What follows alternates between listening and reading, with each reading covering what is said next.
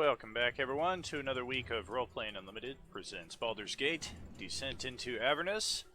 With me, as always, our intrepid group of adventurers: Selaphiel, Nadir, Gruhlak, returning, or is he, Ben as Kalidor, question mark, and also Jim as Jeong-Hoon.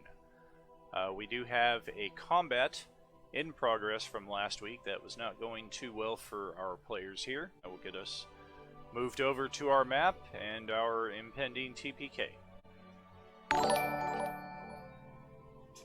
Hey, welcome there, Hans Loves D&D, hosting the Roleplaying Unlimited stream. Always a pleasure to have you along for the ride. Thank you so much for being a part of our adventures. And here we go. With our combat in progress here, you can see on the central map on our virtual tabletop. Oh, get this card out the way first. Thank you, Ben. And Jim, whenever you can as well, please. TPK. And what's going on here? I missed last time. Well, your characters successfully finished your business at the Van Vamper Villa. You turned over custody of both brothers to the captain of the Flaming Fist. You've since been relieved of your duties as deputies for the Flaming Fist. And shortly thereafter, as you were wandering through the marketplace to acquire some new gear, Kalidor was assassinated by members of the Cult of the Dead 3. It would appear that your business with them is not quite concluded.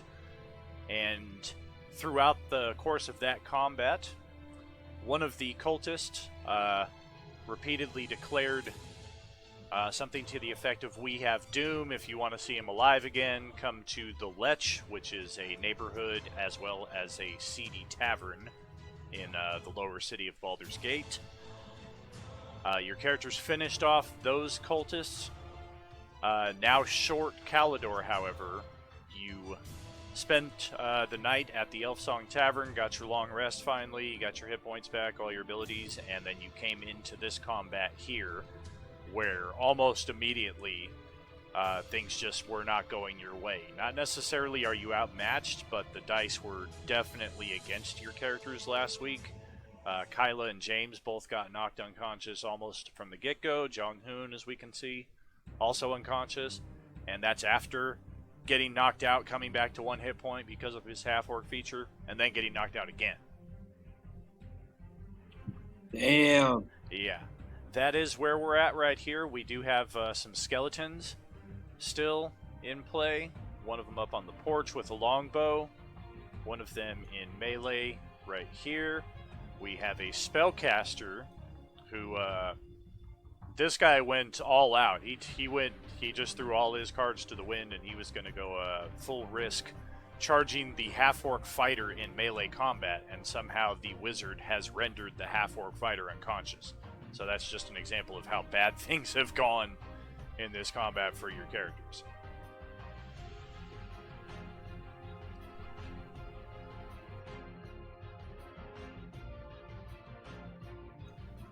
And I believe we can come back.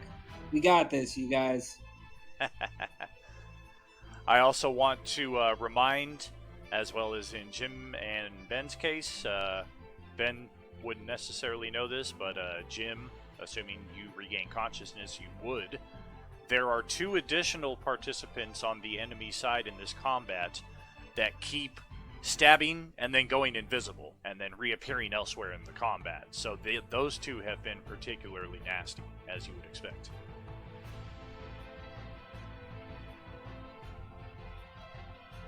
Yeah. Alright, so I'm bringing the initiative order back up here.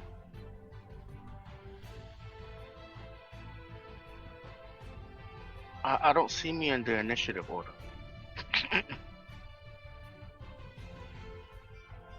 That's because your character's dead. Alright.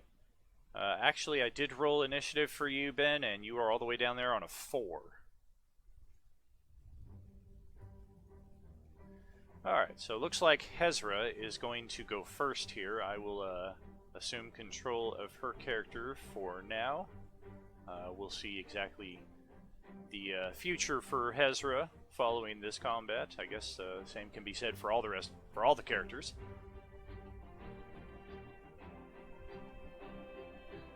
Okay, well, we are going to attack this wizardly wizard of Merkul, who just took out our half-orc fighter. Let's take a couple of attacks at him. She's got that planar warrior feature. Bonus action, deal some extra damage. Yep. So the silvered hand axe, her brand new weapon. Let's see how that does. Well, alright. So that already starts off well, and cannot do the offhand attack, however, because the bonus action was already used for the planar warrior. One reason why the party was caught so off guard is this wizard that's now in melee started off the combat up here behind this crate next to the chessboard, and he flung a fireball at your crew, which I think everybody failed to save on. That would explain all the lost hit points. Alright, so 20... Successful hit, no resistances from the wizard character there, so I am down some HP there. And up next in the initiative, secretly hidden above Jeong-Hoon are my two Reapers of Baal, who, their ability states that they become visible at the start of their turn, so they pop up here on the south side of the plaza, you can see right there. And Ben, in your case, as you are approaching from the west, I will give you more details on exactly what you're doing here, but I'm sure you can put two and two together from what you know of the situation. You have a perfect view on these two creatures just popping into existence right here in front of you. Justin is flying, looks like 15 feet high, so I do not... Well, I guess I do. I'm going to move this one up to here and throw a dagger at your character there, Justin. And this one here is going to scooch over that way and get up close and personal with Hezra.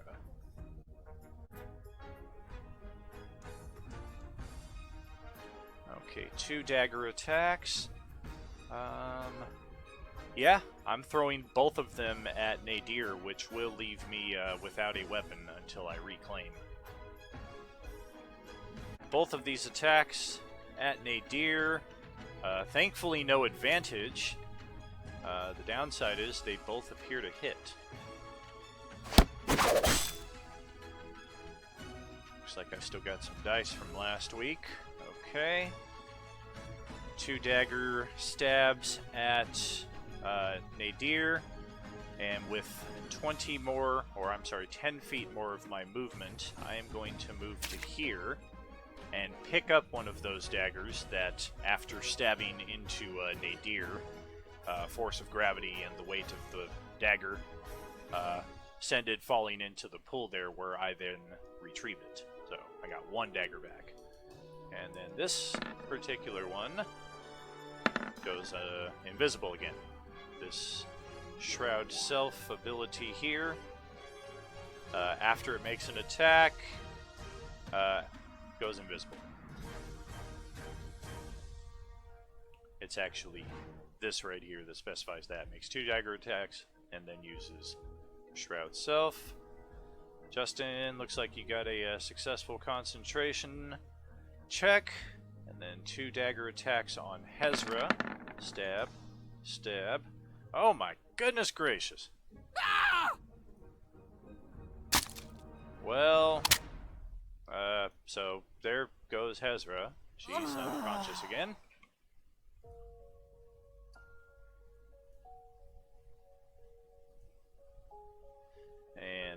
that Reaper of Baal has moved 30 feet, so I'm going to scoot back 10 more here. And it will then go invisible with the Shroud Self. And then, yes, we do have Jeong-Hoon's turn, which is a death save.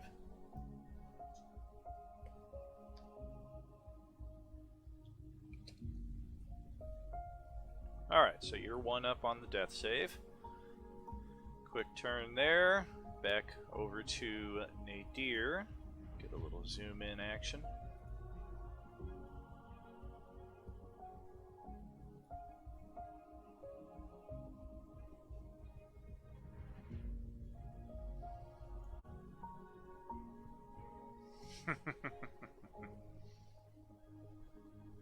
I'll fly over there since I'm still witch bolting that guy and he's still taking double damage from me.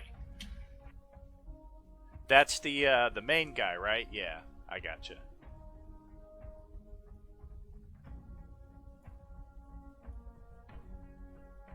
So you want me to just roll the 2 die 12 then? Yes.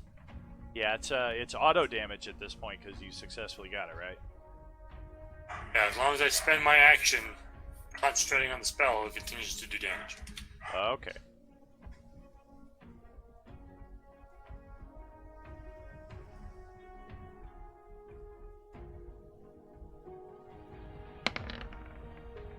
Ow. Yeah, he don't like that. That hurt. What is Witch Bolt? Necrotic? Lightning. Lightning. Okay. That's all I got. Alright, let's see what our friendly neighborhood Master of Souls has up his sleeve. I already took out the half-orc. The bugbear just got dropped by my buddy. So, yeah, what am I going to do? Well, free action, quote-unquote command from the one who just got witch-bolted up here. He shouts out to the Master of Souls, "Take care of this tiefling! Damn you!" And on that note, I will move up here and see what I can do about that. That provoke an attack from her. From the NPC, correct. Yeah, let's grab her sheet here real quick. I've got her all set up with her own customized sheet. 13. That is just good enough. Armor class is 12.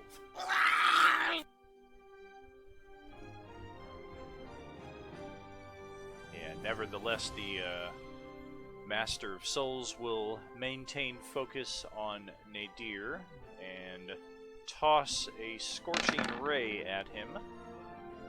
A 13 to hit, a 12 armor class. It's currently 3 higher because I have mage armor up.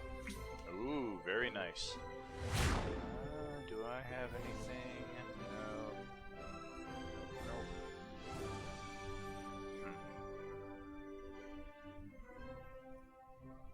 Well, I got another Misty Step, so I can at least get myself out of the middle of all of this nonsense now and back over here to the trusty old chessboard.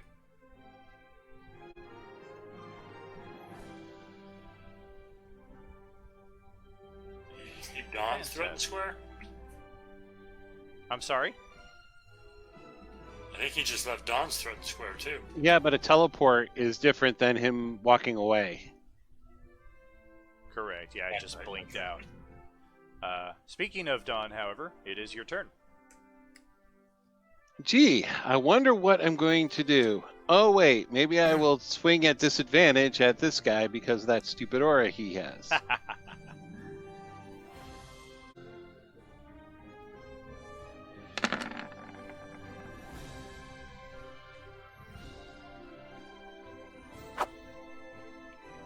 That would be end of turn.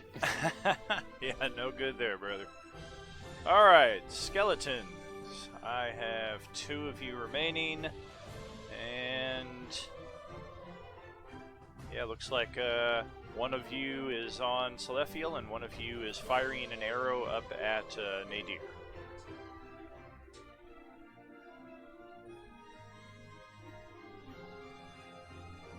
Alright, Dice, if you're going to turn against me, I'm sure the party would appreciate you do it now.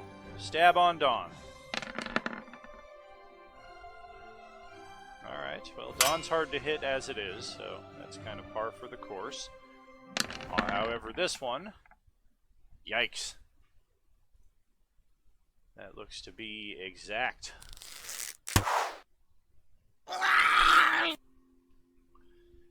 I think that's the second time this combat Nadir comes to a thud on the pavement there. Yep. All right.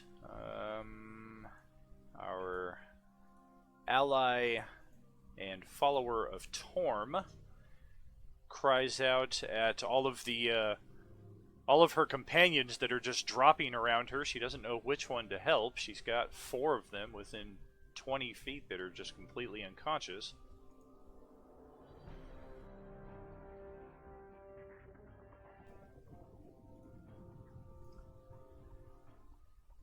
Alright. For efficiency's sake, I'm going to here. Bonus action, my last standard healing potion on Gruhlak.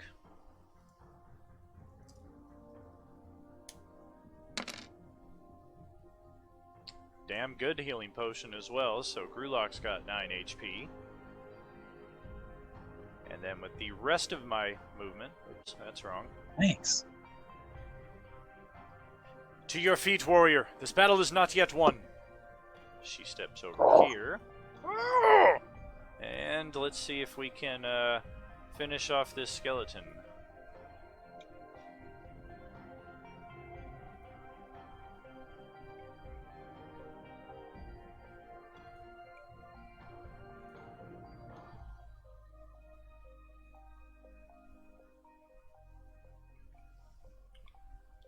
Because Rhea is technically a monster, if you will, she does not follow standard player rules, so I'm going to take 3 attacks here, even though I've already taken a bonus action. Although, well, at least one of them is good.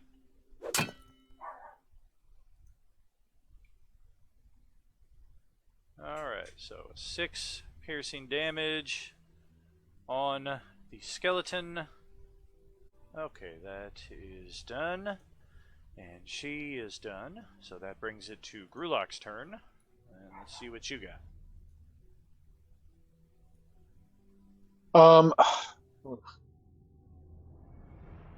Well, I mean, he's gonna get because he's on the ground. He's gonna get up and try to go after this guy here. So I know How high is that platform again? Can you remind me? Easily reachable with a greatsword, only 5 feet high. Okay. Well, he's just gonna kind of. You can't necessarily climb over it, though. That's 10 feet because you've got the railing to contend with as well. Yes. Okay, so he will run up there and try to hack at it. Okay. And will, I'm sure, do amazing. Oh, that'll do, Donkey. That'll do. Yes, indeed. Down to 1 skeleton.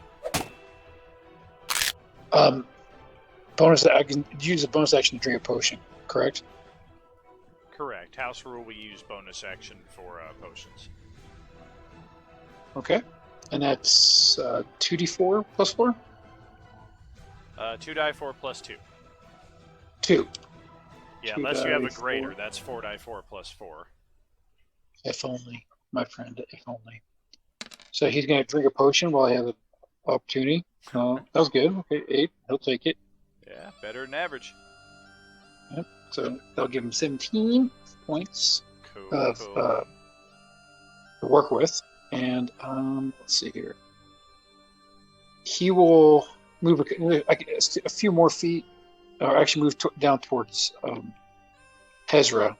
Okay. Just kind of want to protect her fallen body, Gotcha. and also on my next turn, maybe try to get her up because I have another turn, and I'll be in the turn. All right.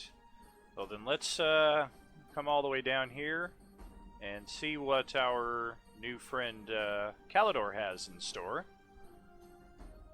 Kalidor does look a little different to those of you who see him as he's rounding the corner. He's wearing the same clothes, same armor, same shield, same weapons that your friend Kalidor held just yesterday when you turned his body over to the Shrine of Tempest. However, now, rather than being the angelic Azamar, he is a dark elf, best you can tell. And one additional note that you find familiar and possibly a bit humorous is the Tressum Slobberchops is on his shoulder as he enters the combat.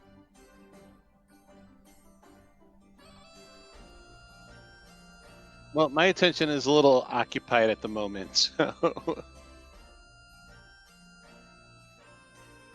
I'd say something, but I'm dead. So, Kalidor rushes in. You're here next to the fountain. And what you got?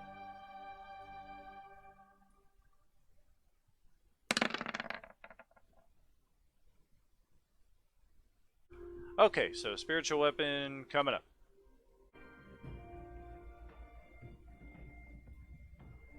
Okay, Ben, that spiritual weapon is set for you. And I don't think a 10 is going to hit anybody, though. Where is it? It's right in front of you. Oh shit, I see it. Oh, okay.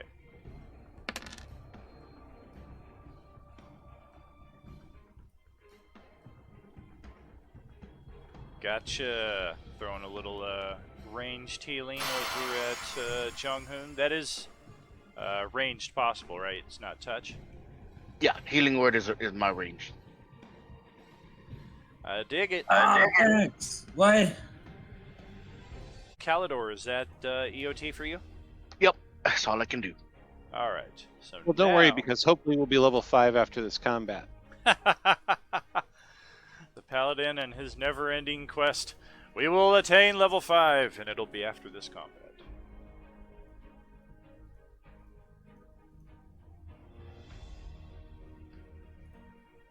Alright, the Black Gauntlet of Bane. Follower of the God of Tyranny. I've got some spells.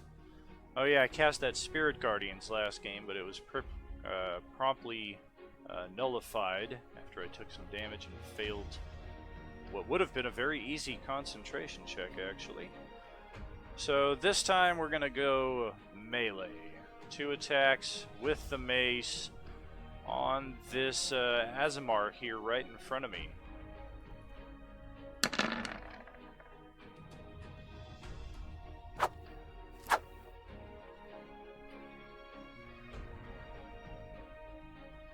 Oh, I do actually, but I think that's still not good enough. What is your AC? 22. Yeah, even with the advantage, it's just shy. What a And shame. you wouldn't get advantage. There's nothing, like, behind me. Oh, check the tactical discipline right there. Okay, so that's end of the round for him, and that'll bring it up to Hezra's turn. An attack roll is not an ability check, by the way. Oh, that is correct. I'm just reading what I want to out of that then.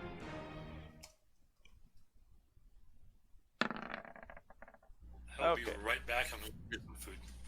Alright, Hezra is down 1 on the death save tracker. Just put a little red icon there for that. And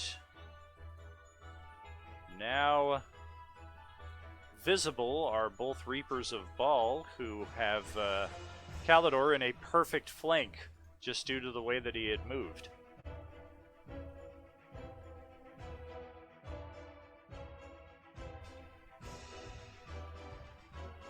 Well, that sucks. Yeah, I thought you might have bumped into the one on the south side here, but alas, you did not. Well, you also said that he had the same shield, but I have the shield that he had after he perished. Yeah, I wasn't talking about the artifact shield. I was just talking about his regular shield. Because you said you left all of his regular mundane gear with the church, and unless they gave it to you, it was going to stay there. So that's Correct. what he I didn't has. think he was carrying 2 shields, though. I thought he dropped one of them, but okay.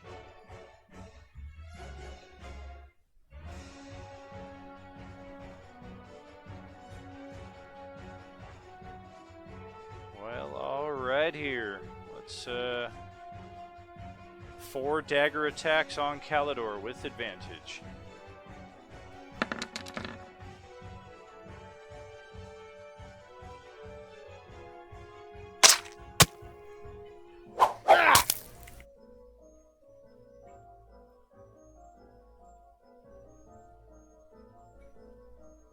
Well, that looks like 3 hits to me. Yeah, 3 out of 4, so 13, 19 piercing. At least you still got some HP left.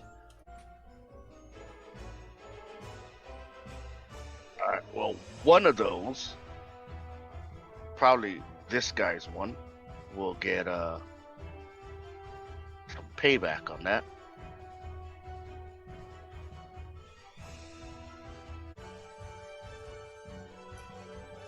Gotcha. The reaction for the dex save, okay.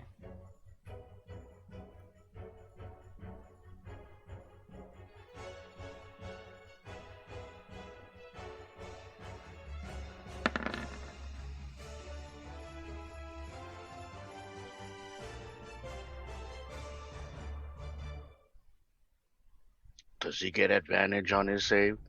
No, that's a regular save for him. Oh, good. Here comes some damage. Oh, there is this, however.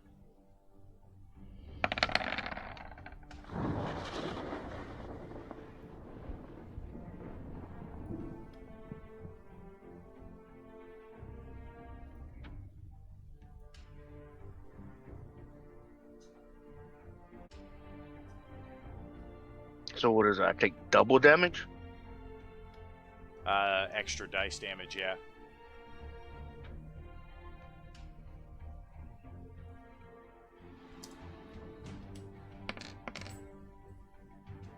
Yeah, it's an additional 5 piercing damage from the aura of murder. Got it. Okay. And he took 15 points of lightning damage. Well, that one just killed himself. The other one, however, takes some movement. Actually, I go invisible. Then I take movement, but irrelevant.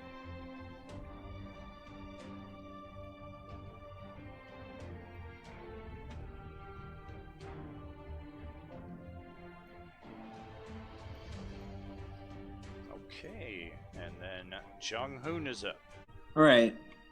I'm gonna, I guess, go over here. I have 1 potion, so I will give it to Hezra.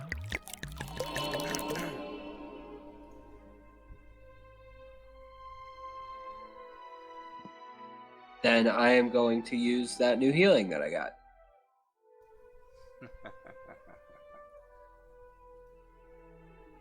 Alright, 5 HP. There. Excellent. Do you know what a martial art die is? A D4, I guess? Whatever unarmed is? I believe so, yeah. It's whatever your unarmed damage is.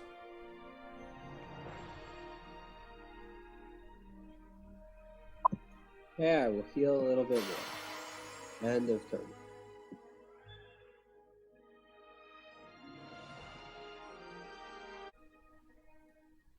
Okay, so over to Nadir, who is also in death save mode.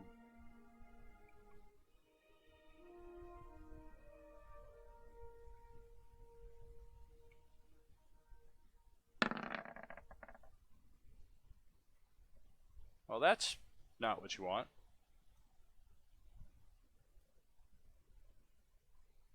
Okay, Master of Souls. I think I will use another Misty Step and get up over here next to the guy that decided it was cool to put a spiritual weapon right next to me.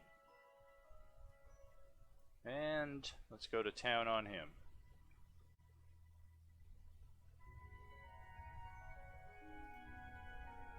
Pretty sure you can only go 30 feet with that. Alright then. Guess since I don't have the distance for a melee, I will throw a fireball.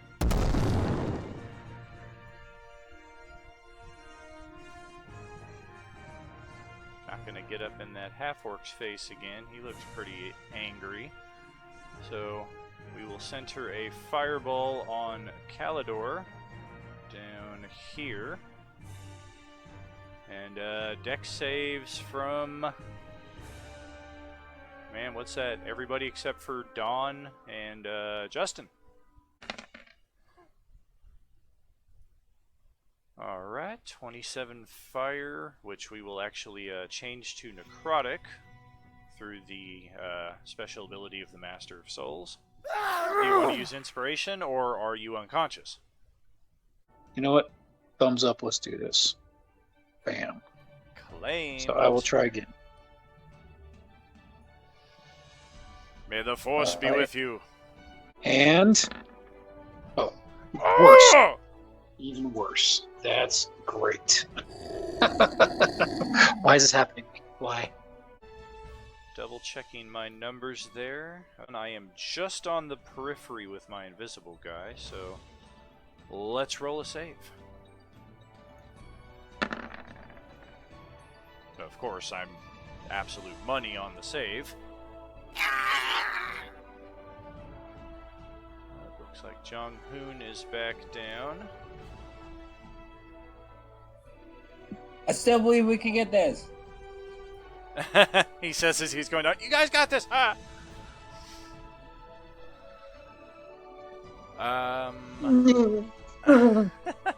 Oh, sorry. Ben is the one... Kalidor is the one with good passive perception, so you are able to spot a brief burst, just a different appearance in the pattern of the fireball coming from over here, just to your right on the other side of the little pond there. So it would appear that something was just affected by the fireball standing in that square. Nevertheless, Selaphiel, your turn. By the way, is spiritual weapon concentration, or is that still up? It's a duration. Ah, dang it. Yeah, that was the whole point. I wanted to get rid of that spiritual weapon. Oh well, you only got 3 hit points left.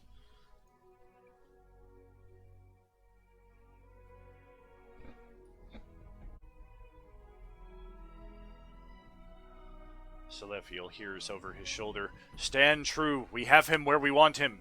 You can sense that Rhea is coming up on your 6 o'clock there to give you some reinforcement.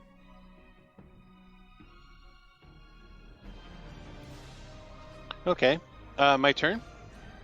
Correct. Okay. I shall take another swing at him.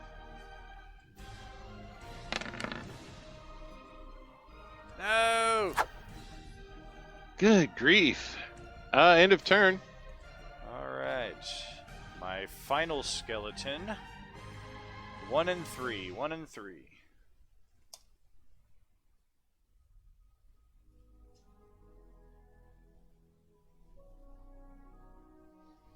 Alright. It is going to stab at Nadir. Why would an unintelligent undead stab at a guy that's unconscious? Why would it be tactically mindful enough to avoid the unconscious guy?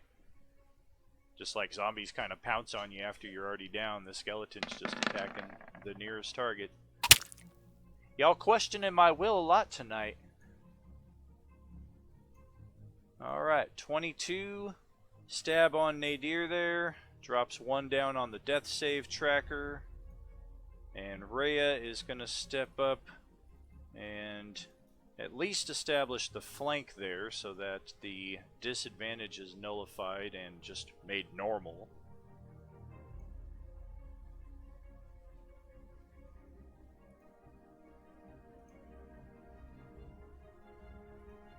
Alright, multi-attack. 2 longs, 1 short.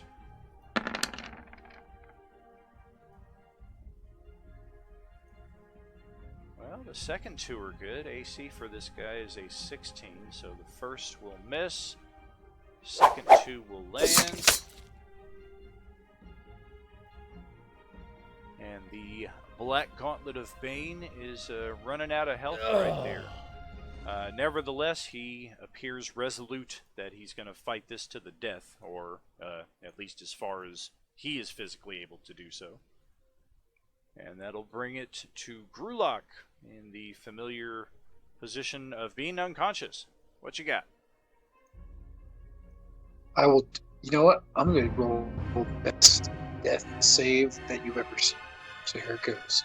Watch this. Come on, natural 20. Natural 20! I told you. I called it. I even called it. That's crazy. Yes, you That's did. crazy. Yes, you did.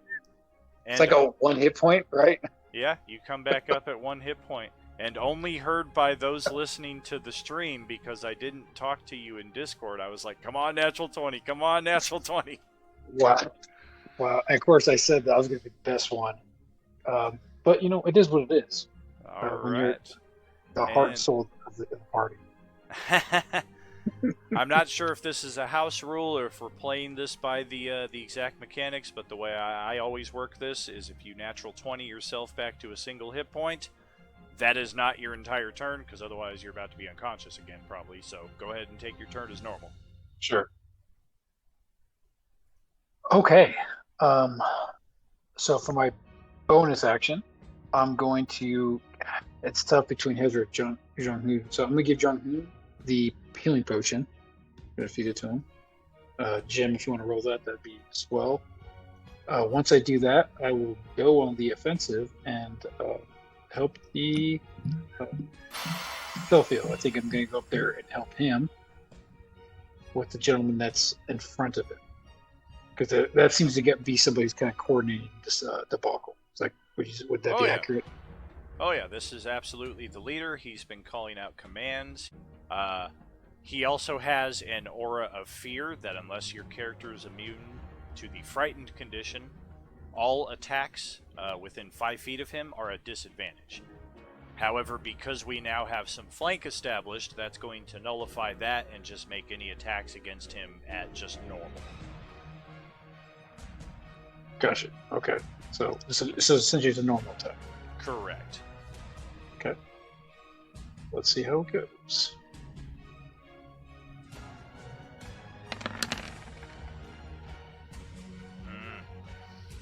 Man, the hit points are great, but the attack roll is too shy. All right. Well, I spend an inspiration for him. you're beautiful, man. All right. That's what I call some teamwork. All right. Well, I'll swing again. Still at normal.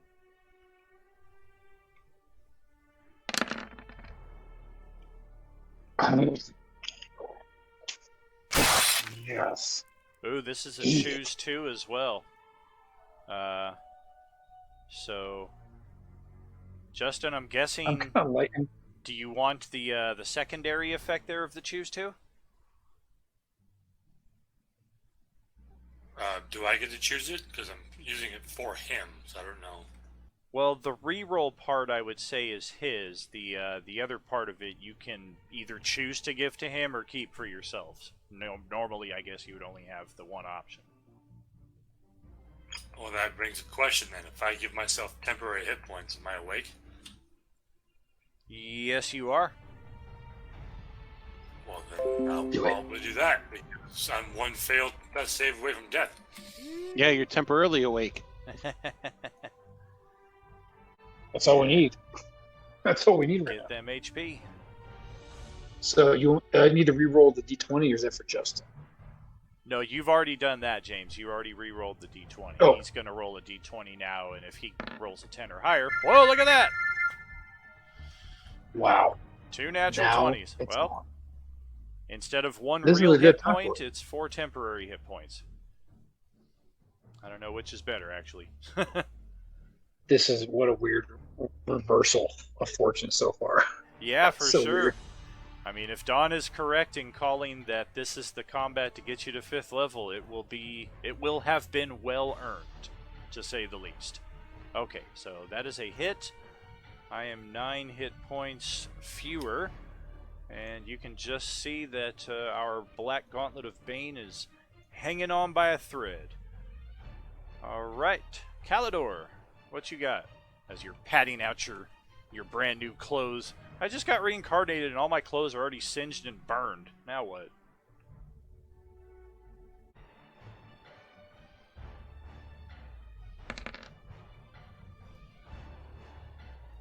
The healing word is for Nadir, so I can get him some real hit points. And the cure was on me. Gotcha. What's that, bonus and action? Yes. And I will move up. Fantastic, okay.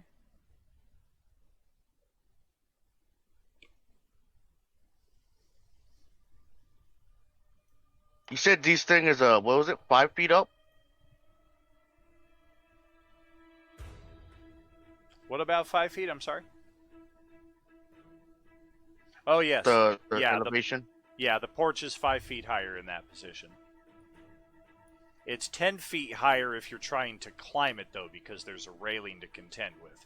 If you're stabbing through the railing at somebody standing there, it's 5 feet.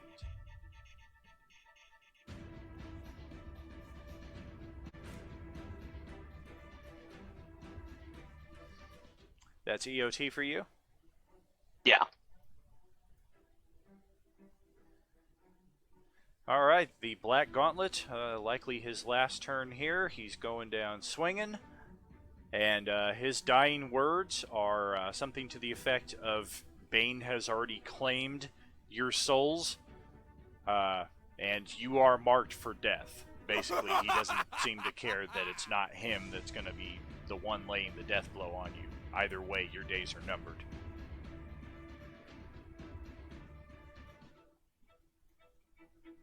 I'll be right back. Okay, I will do 2 mace attacks again. This time, 1 on Rhea, 1 on Selaphiel.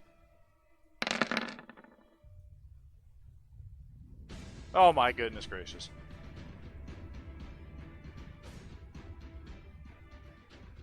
Well, let's put the 23 for 23 on Selaphiel.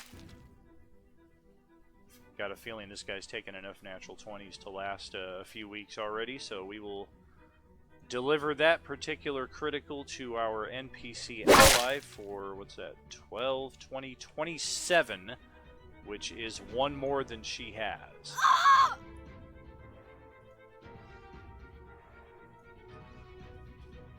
Alright, our ally is now unconscious.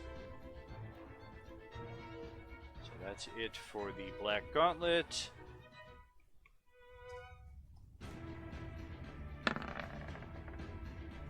Okay, that is Hezra. She's been the same state she was last round. She got a couple hit points and immediately got knocked down by the fireball, and now she's 1 down on the death save.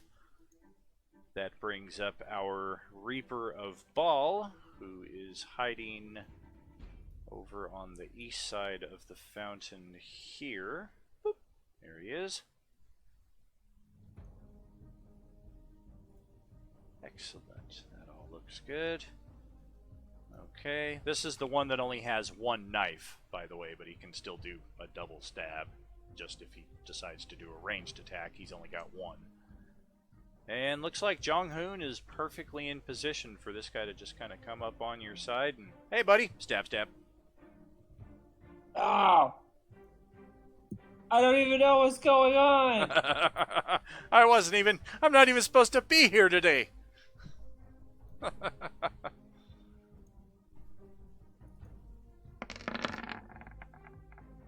Ah, goodness gracious. Can you stop with the dice already? Yeah, for sure. I thought they were going to turn against me sooner than later. I'm guessing it's going to be later than sooner. This is just slapstick. He gets up, and then he gets dropped, and then he gets back up again, and then he gets dropped again. Yeah, somebody wrote a song about that, didn't they? Dawn was singing it on RPU OOC the other week. Yep, I get knocked down, but I get up again. You're never going to keep me down. I get knocked down, but I get up again. You're never going to keep me down. Except that doesn't apply because we'll probably all be down. Oh, man. Well, just in time for your turn, Jeong-Hoon. Instead of a turn, you get a death save. Alright. One down. Scooting up north, we have Nadir, who is just getting up from being prone again.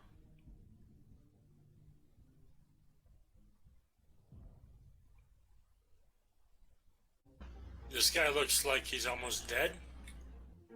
Correct. Yeah, he's been stabbed and bludgeoned at least 4 or 5 different times, and he's coughing up as much blood from the inside as he's oozing from the outside from all the wounds he's taken.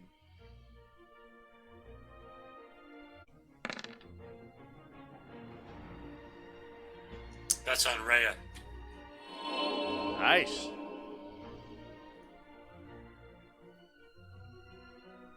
I will take it. Thank you.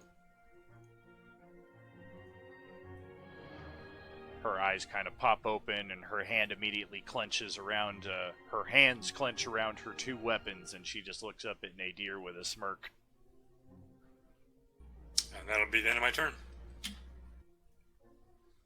Alright, Master of Souls.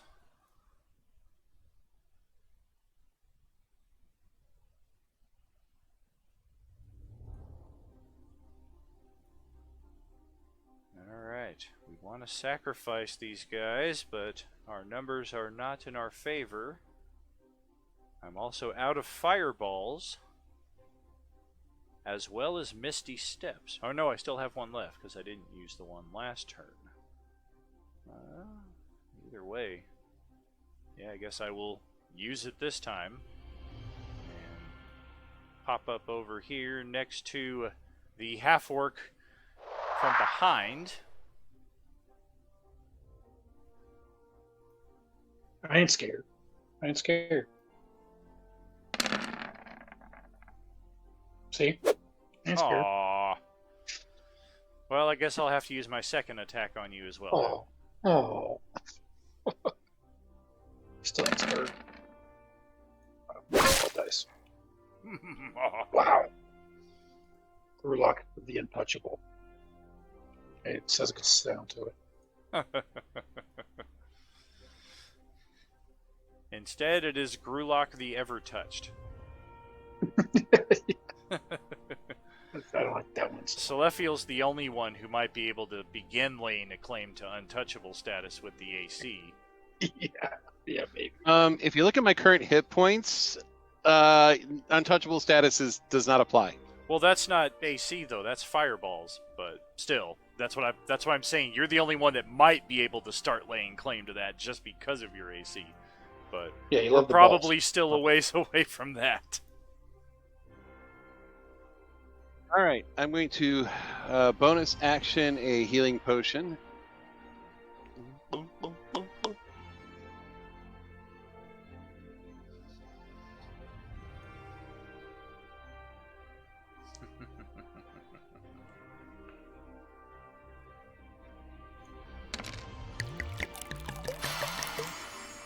You gotta be kidding me. Boo.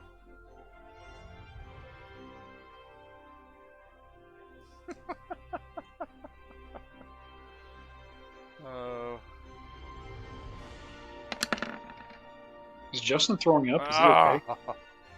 What is going on here? Man. What Selaphiel I have not is- rolled with it yet. Yeah, you're back in your usual form. You had a good 3 games there where you were awesome with that mace, but all of a sudden the dice just said, "Nope, not tonight." Unbelievable. Goodness. What do you say? You gonna burn your inspiration this early, like James and Justin? Do it. Pretty much surrounded. So no, not yet. All right. Oh. Well, let's see what the skeleton does. Use it later because of all the crap rolls that I've gotten.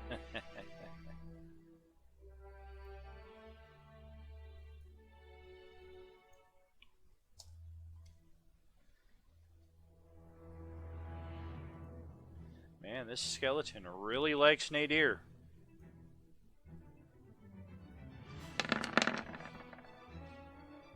Fortunately, Nadir is able to weave aside this particular attack and is not rendered unconscious for a change.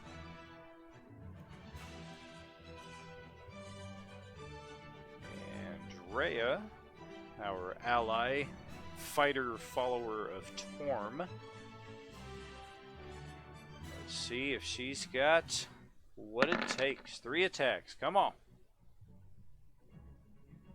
Yes, indeed. Only one of them hits, but it is enough. Longsword stabs through the gauntlet of Bane from behind, and Selaphiel sees the point covered in blood, spitting out a little too close to his face for his liking.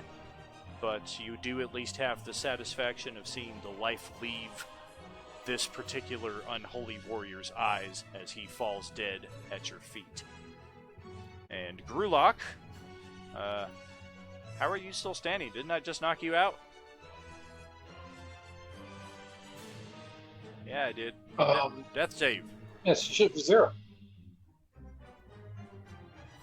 Oh, I hit the wrong button. Sorry. Yeah, death save. Coming again. No big deal. I'm doing very well with these. So, gonna roll it. Tadao. Say another word, and this is over. Say another word. That is unprecedented. Unbelievable. That just happened. That happened twice. I've never seen anybody get 2 of those in the same combat. I mean, it's lucky enough for one player to get 1. Technically, Justin got 1 as well. If you're looking at it like that, incredible. Wow. Well, look who's standing right there behind you with this big grin on his face from just having knocked you unconscious. Oh wait, how are you back up on your feet? So he's going to. Well, looks like he was going down. Right back. He's just. He is stepping over the dead body of that guy, on the dead body. And not dead yet. You are now. And are you going after the skeleton, or are you going after this dude? Skeleton. What about the wizard that's standing like right next to you, buddy? Yeah, this is the I guy. was about to ask that. James got too excited. So yeah, he will. Yeah, I mean, if you want to take the this guy. skeleton, by all means. So he will let loose. See, here it comes. 20, not natural one. Hey, Well, I'm gonna reroll that. I'm gonna reroll that 2. okay, nice.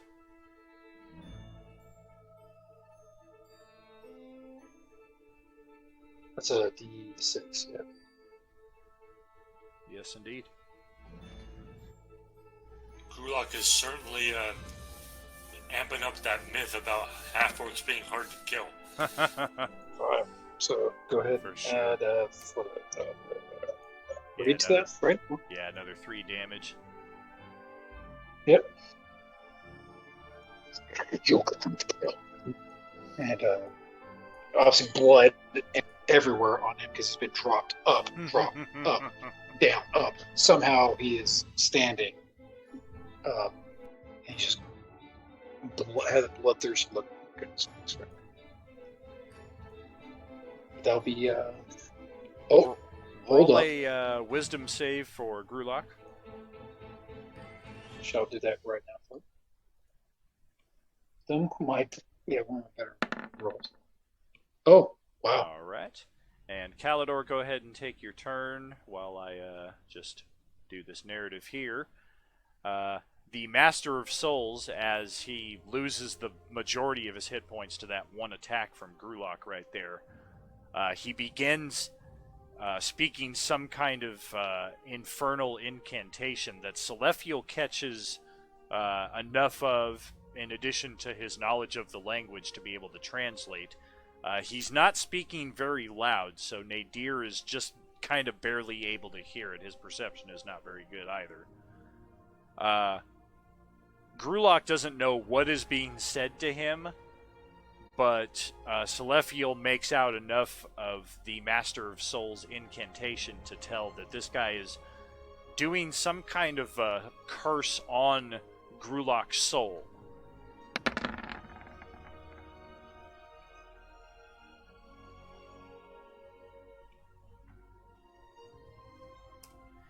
And that incantation is cut off by another gurgle of blood as Kalidor's spiritual weapon slashes into this villain from behind.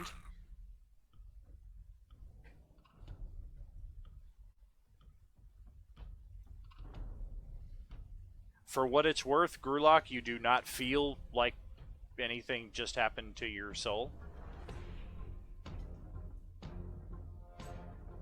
I feel fine. I feel fine. That's a bonus action, Kalidor, or you got something else? I got something else. I'm gonna move that over one more.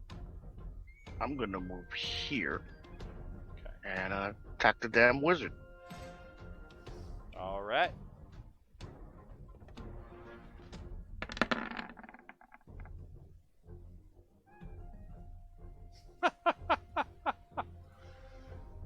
Oh, for goodness sake. Let me guess. 1 hit point? No, I had 4 and you just dealt 2 of them. Ow! Yeah, I thought for sure. All right, I'm dead now. Oh, 2 hit points. Okay. I guess that's it.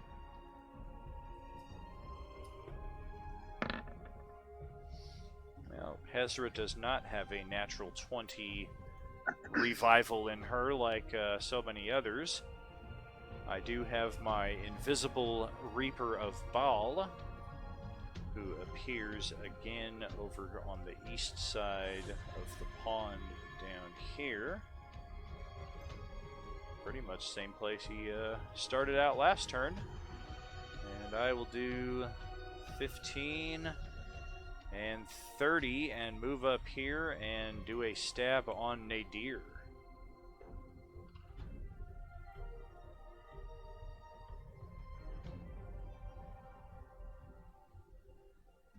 Go away. Shoot! Scat!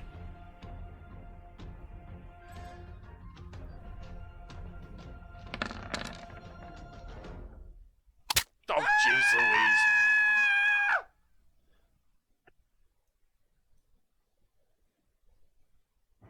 Sorry? Some of those dice from this side.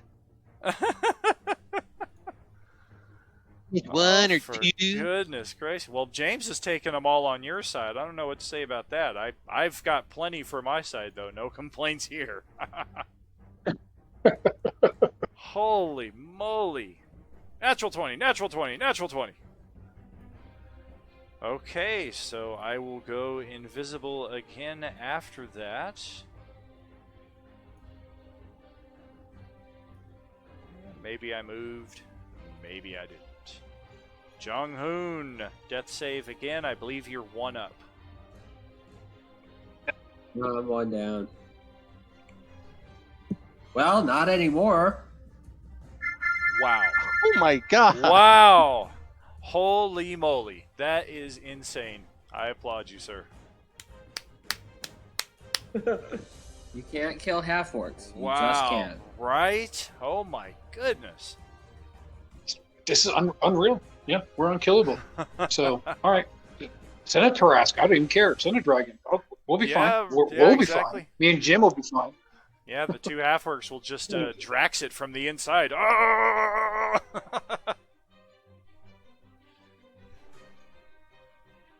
Okay, and then I get to take my turn, yeah? Correct.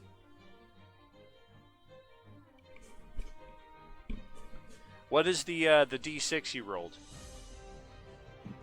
Is that not the hit points I get back? No, What do I you just back? get 1 HP, and then you take your turn. 1 HP.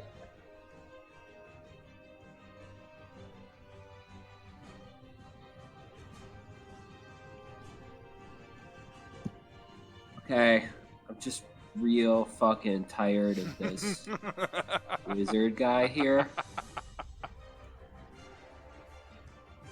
So I'm gonna move over there. I'm going to attack him. All right.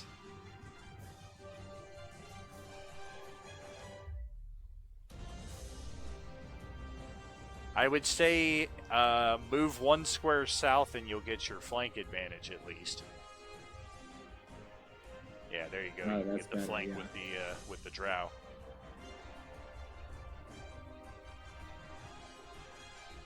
Okay. Gonna do my bonus attack first. Okay.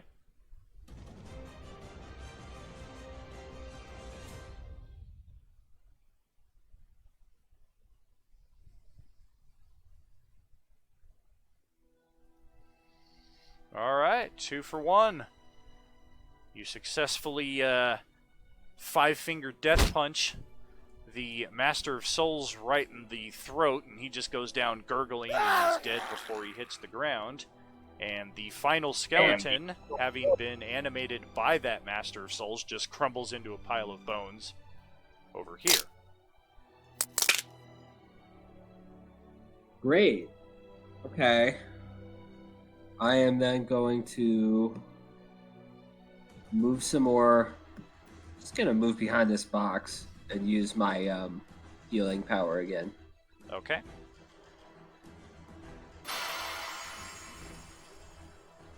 And Nadir, you can go ahead and get going with your next death save here. See, if he's got a natural 20 in him, how resilient is the tiefling? Come on, natural 20. Come on, natural 20.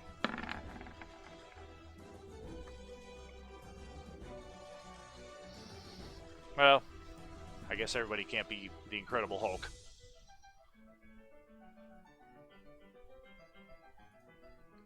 Alright, Master of Souls is no longer among the living, so Selaphiel, it is your turn. There's one invisible foe still wandering around here somewhere. Hey, I'm going to use my ability to see it. Oh, wait, I don't have one. I'm going to use one of my Cure Light Wounds on Nadir. Gotcha, okay.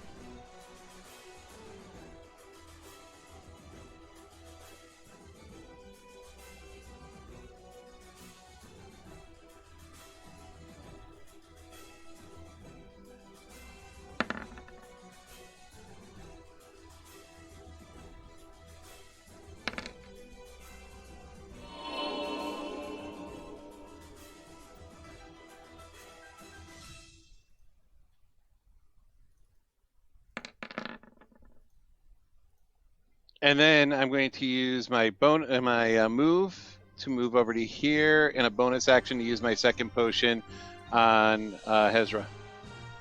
Okay, got it.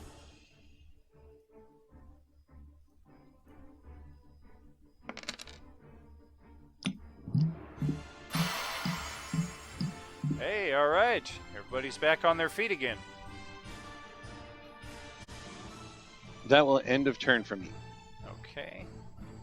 And Rhea, upon seeing Nadir felled from behind right after he was kind enough to bring me back, I'm going to wander over to Nadir's backside just to ensure anybody trying to attack from that direction has to contend with her instead.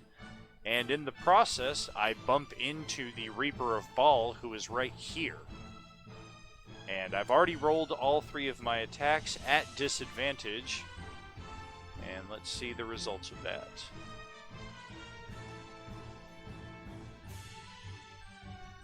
The 14 is a miss, AC is 15. Second one is a miss, but the third one is a hit. So she does slash out, or stab, as it were, at the invisible Reaper of Baal, also shouting in the process, "It's over here! I've got it!" And she kind of cuts around to the other side as she's attacking it, just to hopefully keep it from fleeing past her any further. Gruhlak, your turn. Alright. So the best possible spot for me. It's still the invisible guy, right? That's really what we're kind of focusing on at the moment. Yes. Track them down. Yeah, that's the only thing left. I have a single potion left, so I think the only thing that makes most sense is using that. So I'll be out of potions at this point. So you want to roll that? Alright, go ahead, roll it. I did not recognize that because I can't spell. Oh, 24. That would have been nice, but 2 plus 2. That would have been super nice. 5. Okay, cool. Well, I guess it's better than 4. Well, then I will redirect that one. If she had identified it, I still don't actually see it though. I think it's right about here. Okay. Yeah, exactly. So you've got a flank advantage, but a disadvantage because it's invisible, so another normal attack. Okay. Oh, he'll take it. Alright. Maybe this will finish it off. That will finish it off. Maybe. Yes, indeed. In that strike, you dispel its shrouding effect, and you bleed it of the rest of its hit points. So, holy moly! Oh, I re-rolled it again just to be safe because I had 2 1s, but why not? Okay. Well, somehow you decapitated it, even though it was invisible. And, yeah, this thing is, if there were such a thing, it is more than dead. Super dead. Super dead.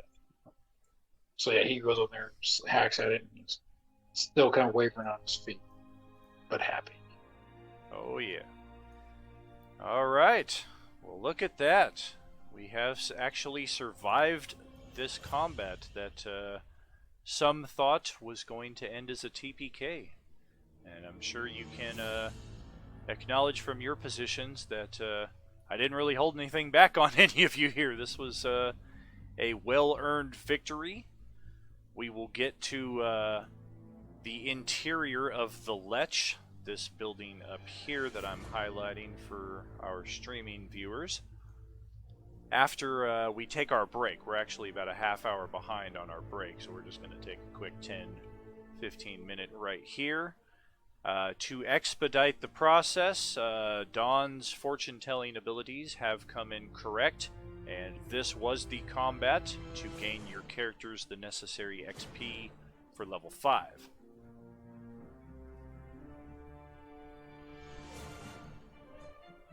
Not even one woohoo. Goodness Woohoo! But we can't get the benefits until we take a long rest, which we just had. And for those of you on your character sheets, 6,500 XP is the benchmark to gain your level 5 status. And in the interest of expediting things, go ahead and add your level up benefits right now during the 10 to 15 minute break we're about to take here, so that way when we resume, your characters are good to go.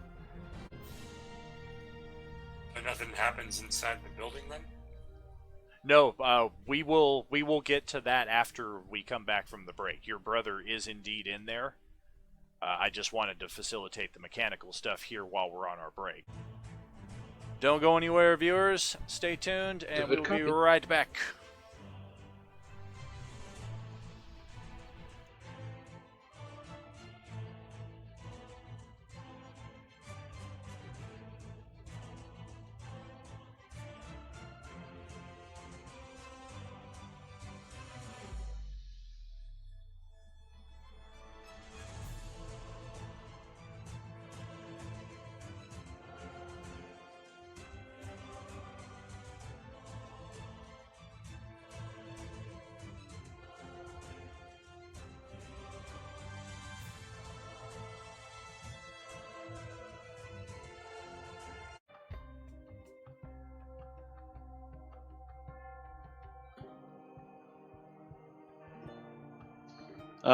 After the long rest, I'm going to cast Find Steed.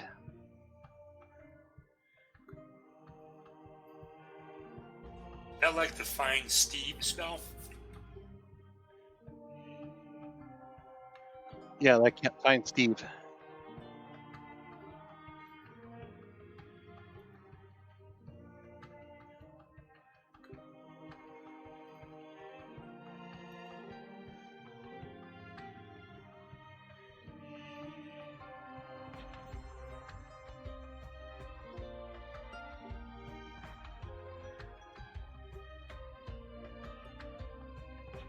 Well, true. I mean, it's not it's a celestial being instead of an animal.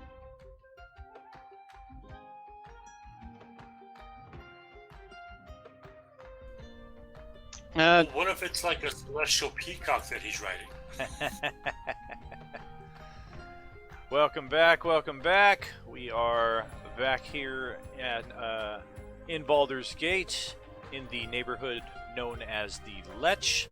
Within this building, its usually seedy occupants seem to have found somewhere better this morning to be. And the only occupants in the bar at this particular point, as you enter in search of Nadir's brother, Doom, are the barkeep, who appears completely indifferent to anything that he saw just happen in the streets right in front of his business. He's just doing his usual wiping the mugs, cleaning the bar top routine. And in a chair right in the center of the room, with his hands tied to the chair, is Nadir's half-brother Doom. His leg up on another chair. It seems that they took some effort to at least make him a little comfortable because, as Justin has mentioned, the character is crippled. And in this instance, what they're effectively doing is they're giving his leg some elevation, so at least while he's being used as a hostage, his leg isn't getting in worse condition. How oddly thoughtful.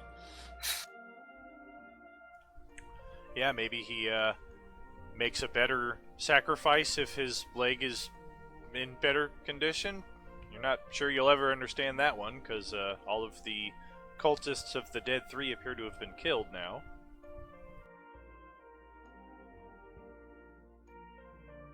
Is he blindfolded, gagged, anything like that? Both. Well, I will ask the others to watch my back as I go to free him, basically.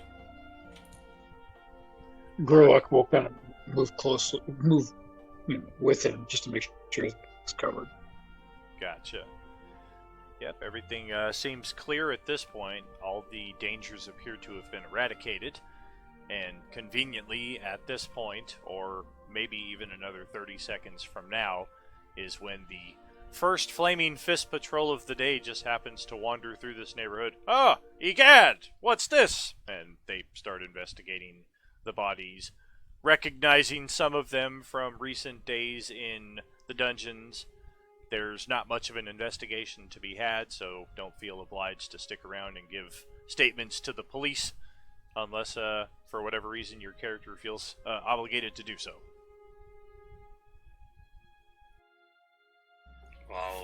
ones bringing doom, I'll be like, "Are you all right? What did they do to you?" My brother, they came in the night. They placed me under a magical paralysis. I had no wits about me to even blink my eyes. And they carried me to this place, told me that I was to be used as bait for you and your friends for a sacrifice that would happen late this eve. Exactly what happened. Did you? Are they all perished? Did you finish them?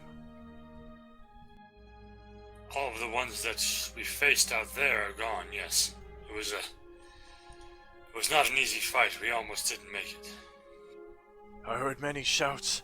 I did not know what to think. I thought I heard your cries more than once. You were correct. I was only through the fortitude of my companions that we have all survived this day.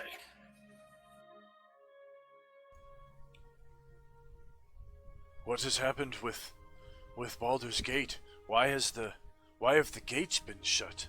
I was not able to get inside the city. I have not seen you in days, and yet somehow these unholy men were able to bypass this closure and bring me to this place.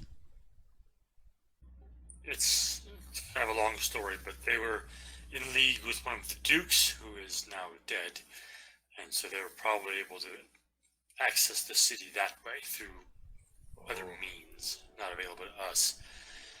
But the city should be opening now. We have dealt with the immediate threat it was under. I'll be able to take you back home, and we can get you settled. There's instant relief over his face, as you can tell that was his next line of inquiry, is where are we going to stay? Can we go home? And he's very excited to get out of here now, except the only possible thing more pressing is can we maybe get some food and drink while we are here? I'm famished. Certainly. We will go get you some food. We can do that. Yes. So did you say there's gonna be another sacrifice tonight? Not another. Their plans were to sacrifice the lot of you along with myself. I was used to bring you in successfully, it would seem. But your heroics have triumphed over the day. I am grateful to all of you. I wish to know all of your names. Yeah, but I was gonna ask, do we know, are there other people involved with these guys? Because if they can't sacrifice us, doesn't that imply they're gonna find somebody else to sacrifice? Or was this all of them? by all accounts, you believe these two have been the last remnants of the cultists of the Dead Three, at least for now, because you went into the dungeon of the Dead Three and you wiped out all the cultists there. You also went into the dungeon beneath the Van Thamper Villa in the sewers. You wiped out the other cultists that were there, in addition to the devils that they had summoned and were dealing with. And then, after all that, the conspiracy backstory that tied all your characters together at the start of this campaign, part of what we've just been doing here is a resolution to all of that, because the chain devil that you were trying to thwart the summoning of, all of that ties back to the cultists of the Dead Three and Duke Van Thamper.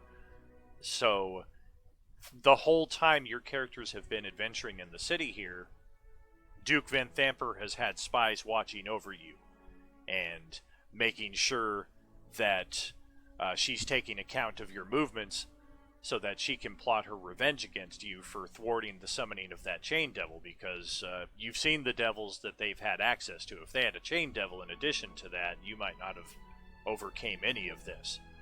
So you guys all had targets on your back this entire time, and in addition, Ben foolishly or for whatever other reasons selected as his character's flaw, the tyrant who rules over my land will stop at nothing to see me dead. So that's why when it seemed like we were going to be without Ben there for a few weeks, his character was promptly assassinated by these same cultists, just as another way of adding heat to that backstory that we had developed. And then we've finalized all of that with the taking of Justin's character's brother hostage, using as leverage to get your characters draw you into a final confrontation with what we've seen here to be the strongest elements of the cults of the Dead Three. So there's probably more of them out there. I mean, these are dead gods who are still finding servants and worshippers through whatever means. But whatever the storyline is in the here and now that's tied you to them, you definitely feel you've resolved that. Okay.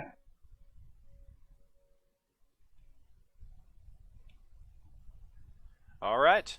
So we want to grab some food and drink with these characters. We can spend anywhere between what do we got? 7 of us now. I would say you could spend anywhere between a silver and 2 copper, up to 2 gold, depending on the quality of meal that you want to hit. If you want to try to use your current influence to gain access to the upper city and eat at a finer establishment, or if you just want to get something quick while you're here in the lower city and get moving.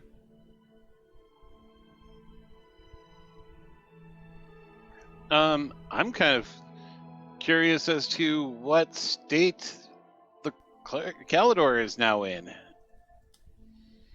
That's How are you alive again? Why are you like this? Are you really Kalidor? I mean, what's going on?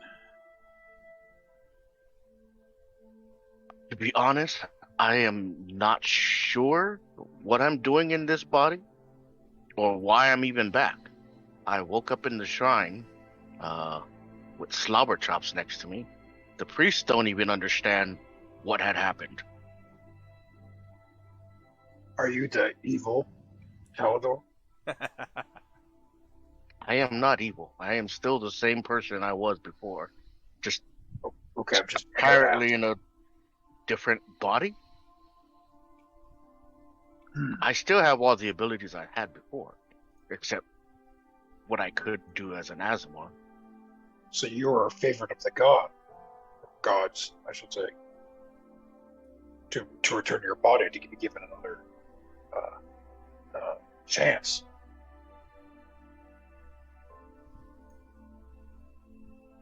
I'm not Does sure. the sun hurt your eyes now? Yes, actually it does. A little. Don't know much about the elves from underground, but I know they are averse to light. Is that going to be a problem?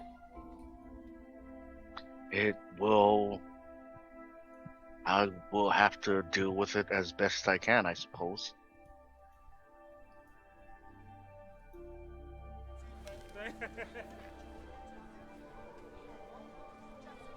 Well, I'm happy to, of course, have you back in whatever form it takes. And I'm very, very happy that you all helped me to retrieve my brother from these people. I will buy you all breakfast. It's on me.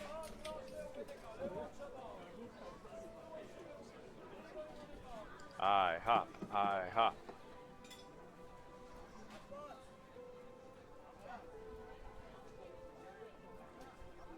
Well, I am glad to see that you're okay. I am glad I was able to make it to you guys before things went really bad.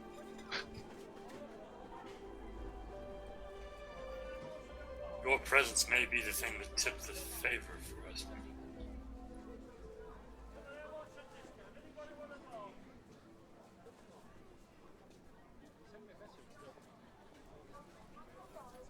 No, I tipped a favor for us, but that's fine. You did a good job, and I appreciate you. Return to us. They couldn't fail me. They tried, and I stood strong. Quite strong. Maybe the strongest. But you're welcome. Well, we are still low. I mean, we've spent much of our treasure, and we are out most of our healing potions. Did anyone think to check the building itself for funds or items to see if they left behind anything that we could use, like potions of healing and the such? You check those bodies for sure. I don't think the building matters. It's not theirs. It's a bar. The building that the cultists were using is a bar? Correct. It is a tavern. Ah, okay then. Um, I still have the whole thing stuff in it, so we should be okay. how long would it take us to get to Candlekeep? You're talking a few days. I believe it's over 100 miles away. We will need to make sure that we get provisions for this journey. Right. Don, you have the shield and then the mace +1, right? Correct. Okay, that was on my sheet. I need to remove it. Let's go ahead and search these cultists and see if there is anything useful on them. Yeah, this is about 150 miles as the crow flies, and you don't necessarily have that advantage. So, at least 5 or 6 days journey to Candlekeep. Well, then I believe we should start at first light. 3. Do we have the provisions to make such a journey? Fair enough. We should probably wait until vendors open that we can get ourselves the provisions for that journey. Sounds good to me. Fallister have to say about that? It's his contact channel. You'd have to go see. I am with you whenever you are ready to leave. You have means of transport? I do have a cart at a place outside of town. We can definitely stop there on our way out. That should be good then. I don't think any of us have a horse. Oh yeah, don't you worry about that part. I've got all that handled. Tyr will provide for me. Raya, do you have a mount of some kind? I have a horse stabled at one of the... I forget the name of the business, but it is outside the eastern gate.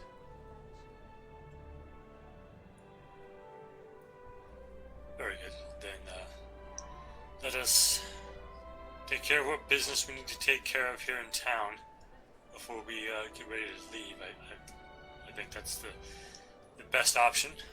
I will need to get some people together to help my brother while I'm gone. Is there a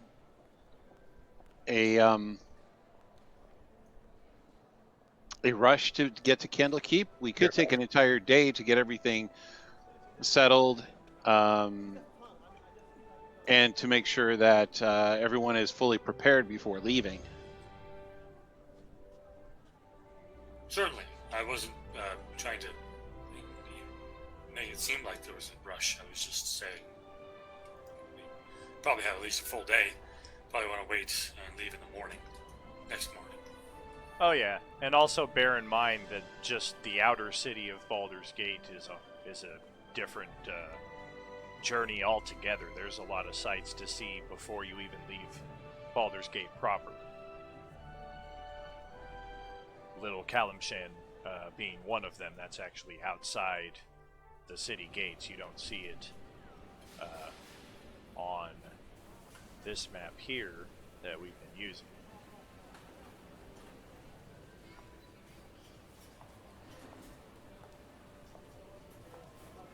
But if you look at the Basilisk gate there that exits northeast of the city, right here.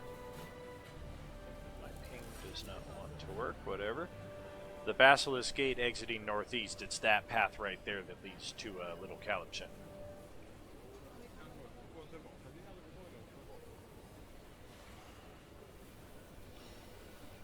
Is there other gear that your characters are trying to acquire, or are we just trying to regain our potion stash that we had? What are we looking at?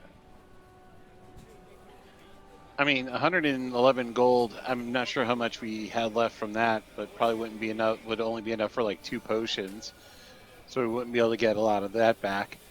The Silver Skull Mace we're getting rid of. So if I want to sell it to someone who would actually, I'm going to turn that over to the Temple of Tyr for them to destroy, to make sure that it is destroyed. Okay. On Fine Steed, it doesn't say it on there, but I'm kind of assuming that it should.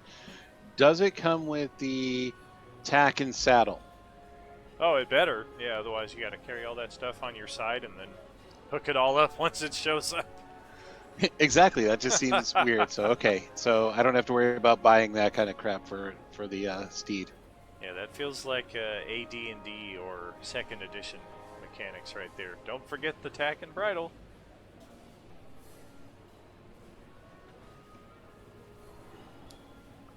Yeah, and if we've got, if we're going to take the entire day here in Baldur's Gate before we even try to depart the city, which might work out well too, because now that the gates are open, there's a lot of people trying to get in, a lot of people trying to get out. Maybe wait until the holiday weekend is over and the traffic is cleared and you can get a clearer path out of the gate.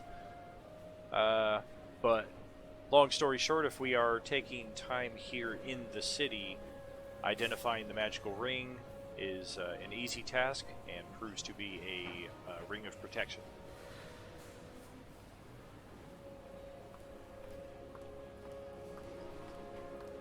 Do we have to pay anything for that? No, that's something you can just do through a short rest. Right. And then posting Ring of Protection stats there in your chat log.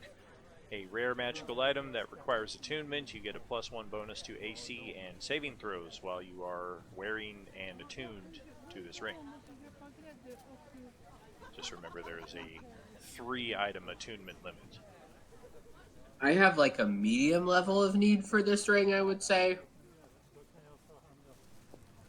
I think Nadir could use it too. Anybody can use it. Actually, yeah. What was your armor class, Jim? 15. Yeah, I have a 15 if I have my armor spell up, so he's Yeah, gonna so be you out guys are combat about more even. often than I am. I can also put up another defense mirror image as a spell, so if I get to that point, I can put that up and have more protection. Always a fine option. You want a dice off for it? It sounds like we both have about an equal case. I'd say take it. You can have it. You're going to be in melee combat more often than I am, so. That's what you That's very true. I copied over the information from the cultists. Dan, just so you know, added the gold piece total aside from the 1320 that we're kind of debating what to do with. Fantastic, thank you. No problem. Because of that, I think we're going to take both potions of greater healing. Because I'm just joking. But there is 2 suits of chainmail, the short swords, the 3 daggers, and the spears. Anybody opposed to Gruhlak selling that for a coin? Put into the party mix. Unless somebody needs it. If they need it, we'll issue it out to you.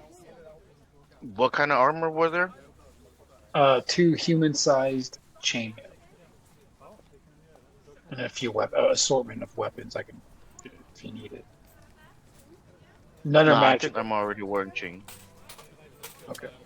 Does anybody oppose that? No, I'm wearing plate, so it's not a big deal. Yeah, I think. Nope. Go ahead and sell them. Cool. Selaphiel's wearing the fine china.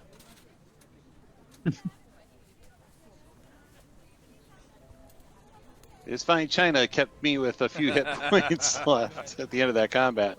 Right? It did. He couldn't hit you towards the end. Are you sure that it was the plate armor? Or was it my presence watching your back? Selaphiel hears in his head. You are nothing but a tool at this point. And I am your guardian to make sure that you are not released from this shield. That is what our relationship is. A tool has its use and can properly be wielded by one with the appropriate skill. Bear in mind that I am a tool with many shapes and many functions. I can be very beneficial to you in ways you cannot yet perceive.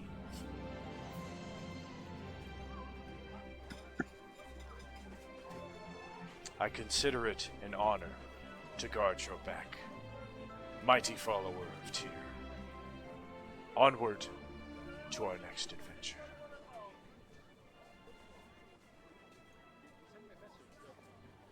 After we eat, I'm gonna basically take Doom home and tell them that I can meet them at some other point, some other place. I just want to take care of my brother for the moment, so you guys can go out, do your selling and identifying and all that stuff. Okay. So I'll go. You can go check out the armor and see what he can get for it. In 5e, do lances do additional damage from horseback?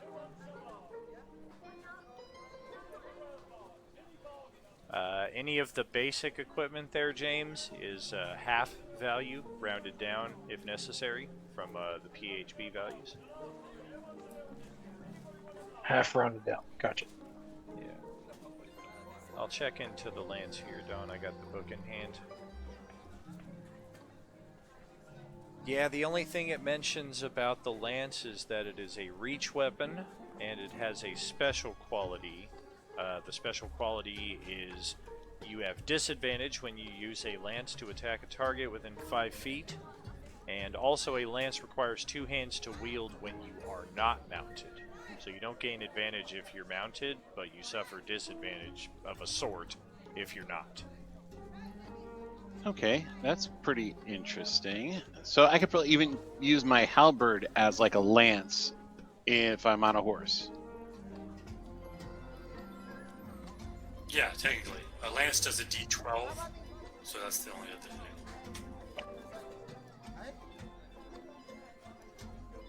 Okay, yeah, I'm not going to carry a whole bunch of stuff, and if the lance isn't going to give me that much of an advantage, then I'm not going to worry about that. You can see here a much more expansive view of the Baldur's Gate region, as well as the city itself. Most of the notable locations are named and identified on this map, some of which you can recognize: Elfsong Tavern, Low Lantern, the Van Thamper Villa. But if you go east along the map here, you can see just how much longer of a journey we have ahead of us here.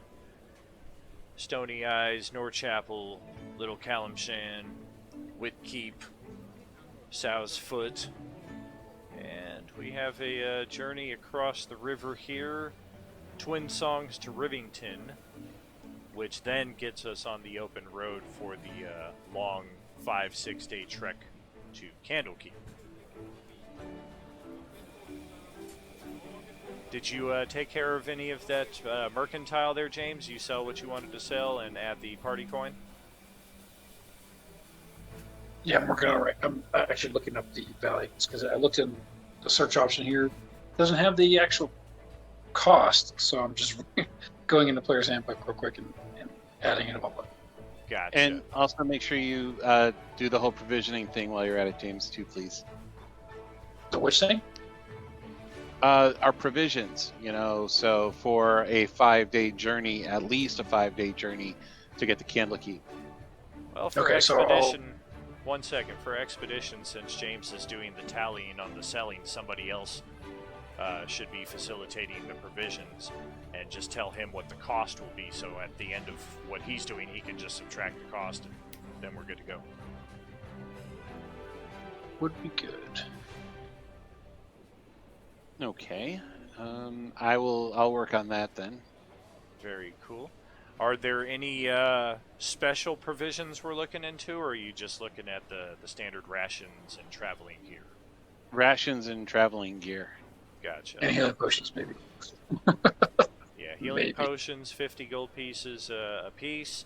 Still more worthwhile than a greater healing potion, just because of the cost. The cost isn't worth the extra hit points you can get. You might as well just get a bunch of regular healing potions. Gotcha. And Don, I have this spell now, so I mean it's a third, so I can't cast it very often, but I can Okay. create that. Nice. What other third level spell options do you have? Do you anticipate you're going to be saving that slot for that spell, or is there a chance you're going to have cast an offensive spell during combat, and at the end of the day everybody's like, oh, I'm starving, I'm ready to eat, and you're like, sorry, I got nothing. Right. I do have other. I have my mass heal. Oh, man. That I Yeah, plan that's to a use. tough call between and- the two. Yeah. So I mean, if as long as we don't have to get into too heavy a combat, I can create food and water at the end of the day. That's good. So, with the mundane items that I kind of just sold at various places, we'd have 67 gold pieces and 5 silver. No big deal. All right. If you're getting 6 days of rations per person, it's going to be 3 silver per person for the whole 6 days. Okay.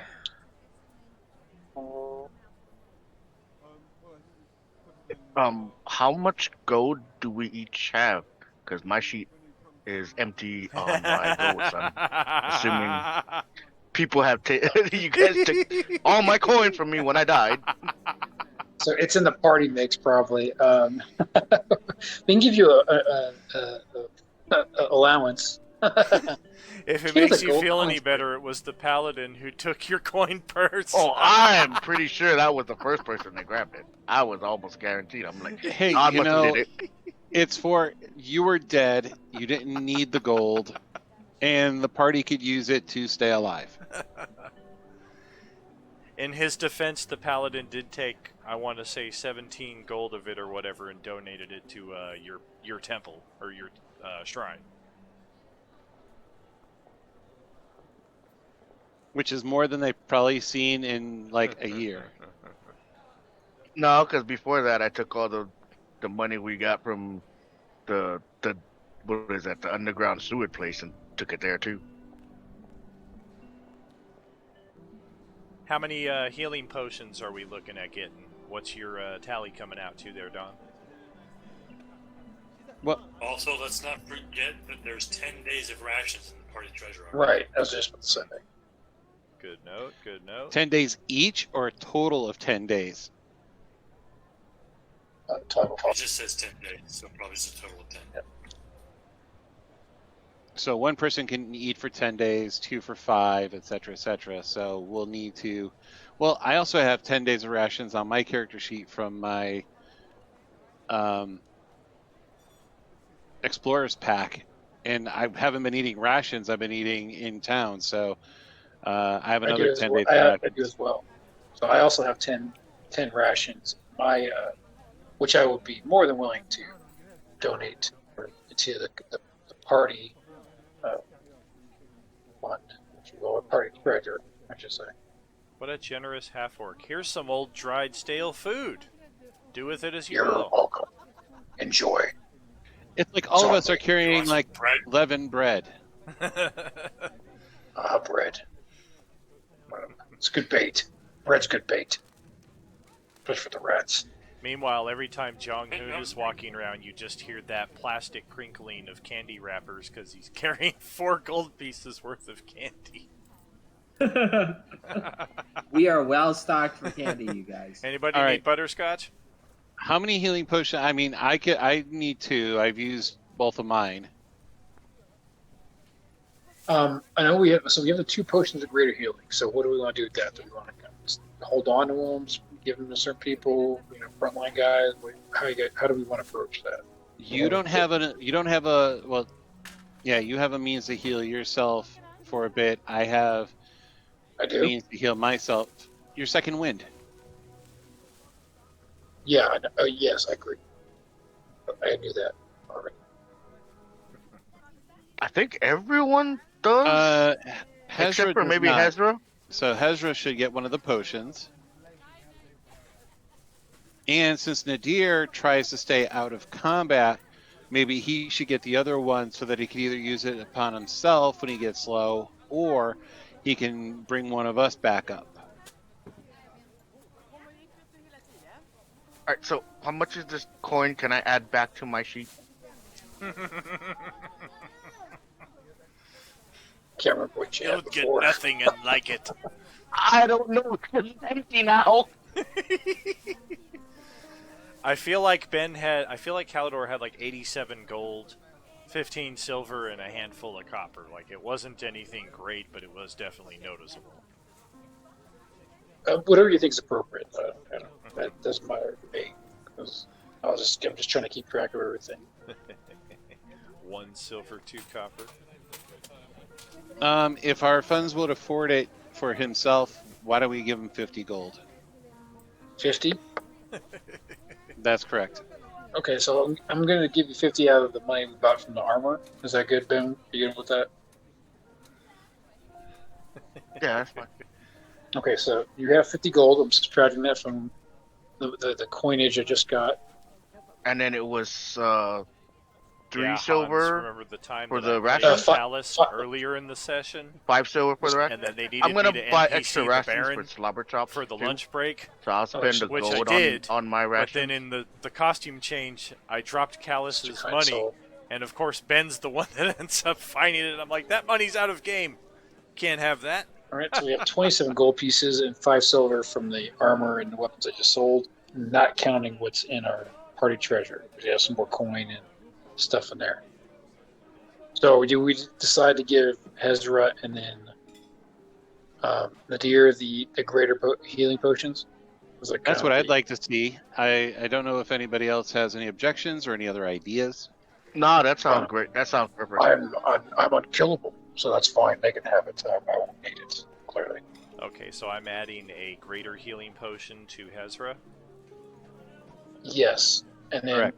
and then Nadir will get the other one. So I'm going to remove those 2 from the party treasure. If everybody's in an accord, we have an accord. Got it. Okay, just remember we have the DMG through Roll20, so the different tiers of potions are searchable and draggable to your character sheet from the SRD. How many healing potions? Normal healing potions do you want to get? So 50 gold pieces. Oh, jeez, versus a normal one. Yeah, exactly, 50 a pop. Can we get a discount for being the Flaming Fist? Like maybe a 5-finger discount? To get like an issue. Like, listen, we've been cleaning the meat streets. We need some potions. Yeah. Is there like a quartermaster? Well, you're the only one that's part of the Flaming Fist anymore, because everybody else was deputized forcibly and now relieved of their duty. You can find healing potions for 45 gold pieces each. It's not much of a discount, but because of your position in the Flaming Fist, you can at least go to the quartermaster and get as many as you need for a little bit cheaper. Okay. So with that information, I'll kind of communicate that to the party. I mean, something makes it better than nothing. So what does everybody think? Yeah, I think, let's see. How much is our total gold at this point? Okay, so if we don't count I think was it the 100 platinum that belonged to somebody that we were just kind of unsure about. Um, if that's what I remember, then we would have. Well, I believe that the gold pieces. Okay, so reason that 1320 gold. the 100 platinum is going towards fixing Baldur's Gate, and the way to fix Baldur's Gate is through us and our deeds. So Okay. we'll use the 100 platinum as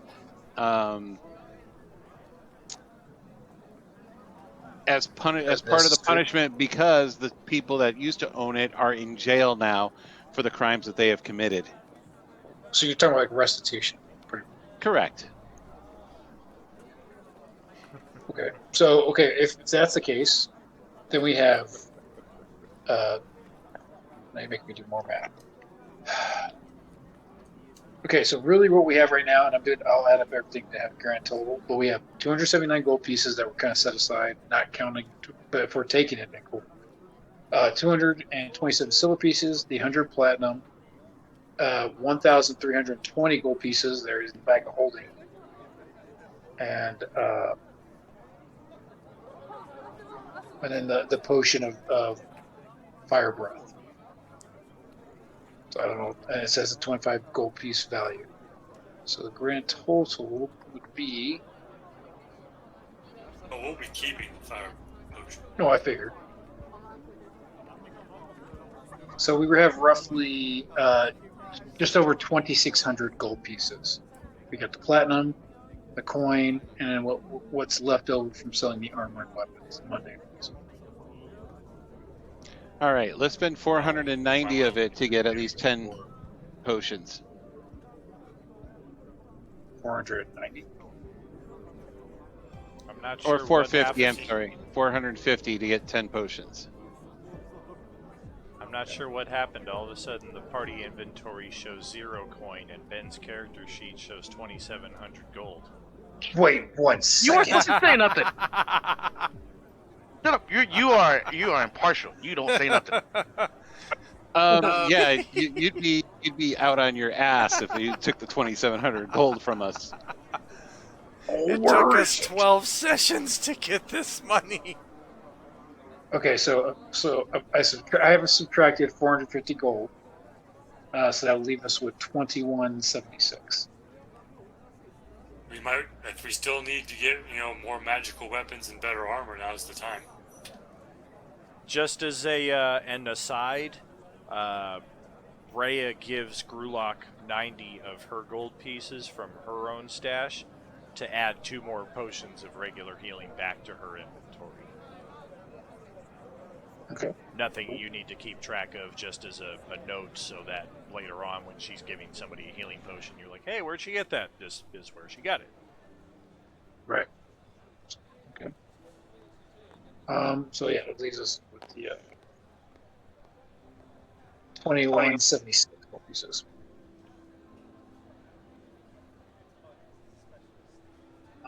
And how are we splitting up the potions? How many does each person get? 2.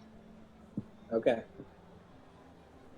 And just remember, if you wanted to get a weapon silvered, it was 100 gold pieces. If you had a ranged weapon and you wanted to get the arrows silvered, 100 gold pieces for 10 pieces of ammunition. Your magical +1 weapons were starting at 1,300 gold pieces minimum.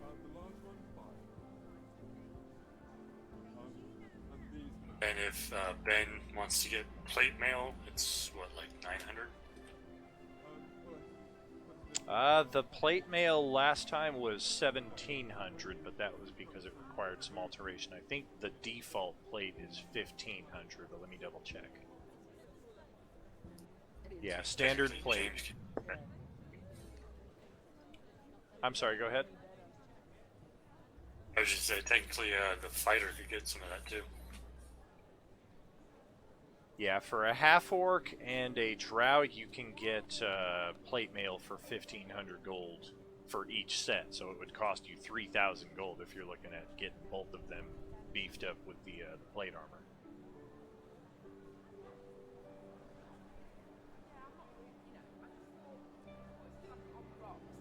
Did anybody else need a magical or silver weapon? Rhea does not have either. Both her weapons are mundane. All of her weapons are. She also has a heavy crossbow. She does have some coinage, but nowhere near enough to get everything silvered, and definitely not enough to get any kind of magical gear. And I'm sure Kalidor will probably need a magical weapon. Yeah, I don't have anything magical. You use a sword, right? Yeah, I use a long sword. Yes. She has a long sword and a short sword, correct? Yeah, she's gonna spend her last 200 gold, and then she'll have like 70 gold and some change left after that. She's getting her longsword silvered and 10 pieces of crossbow ammunition silvered. If Kalidor is willing, just out of a thought process, I usually use a hammer, which does more damage than the mace. If Kalidor wants to use the glowing mace, then I can get a warhammer and I could do some more damage up in the front. I know the longsword is his favorite weapon, and I think he, especially now that he got reincarnated, I think he'd want to keep using his god's weapon. So I don't think he'd be using. I don't think he would want to use the mace at this point. I mean, it's also possible to trade the mace in for another magic too. weapon. So yeah, if we could do that, trade the mason towards a magic warhammer.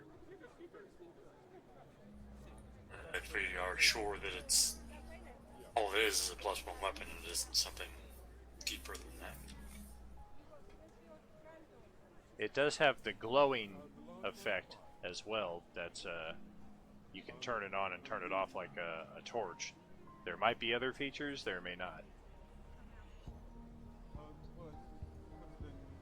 How would we be able to know if there are additional features on this? I mean, I've had this for quite a while, through long rests, short rests, the whole kit and caboodle. Identify spell would be the surest way. What would that take? 100 gold pieces. Wait, so are we getting those plate armors for me and James? Now we're just discussing options at the moment. We don't have enough to get both of those. All right, I'll be right back then. I mean, Gruhlak will not be opposed to getting, because right now he's wearing a chainmail, so which has worked out for him so far, but he won't necessarily turn it down.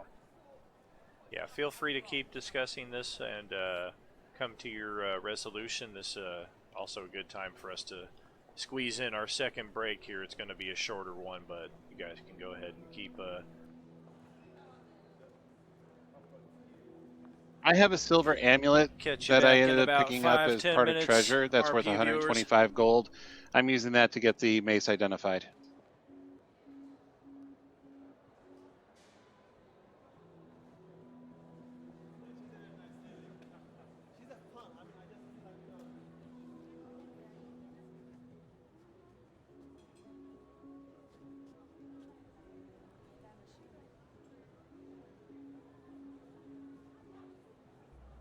I think it's safer to get that identified just in case it's something more than just a +1 weapon. True. And the silver amulet, I'm not really going to be going around trying to go, hey, do you want to buy this? Do you want to buy... Just use the silver amulet as trade for the identify spell, and the extra value of it is for them to turn it into whatever they need to. Yep.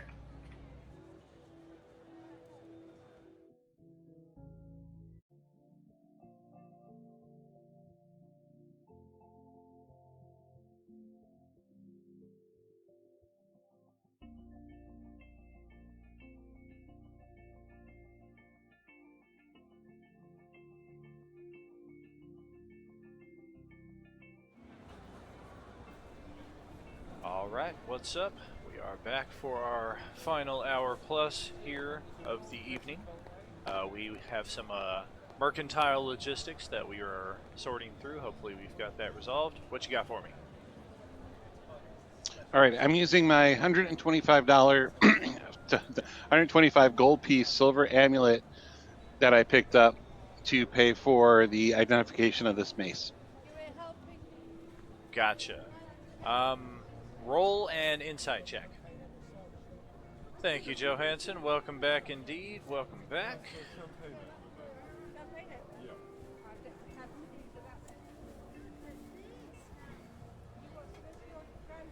All right.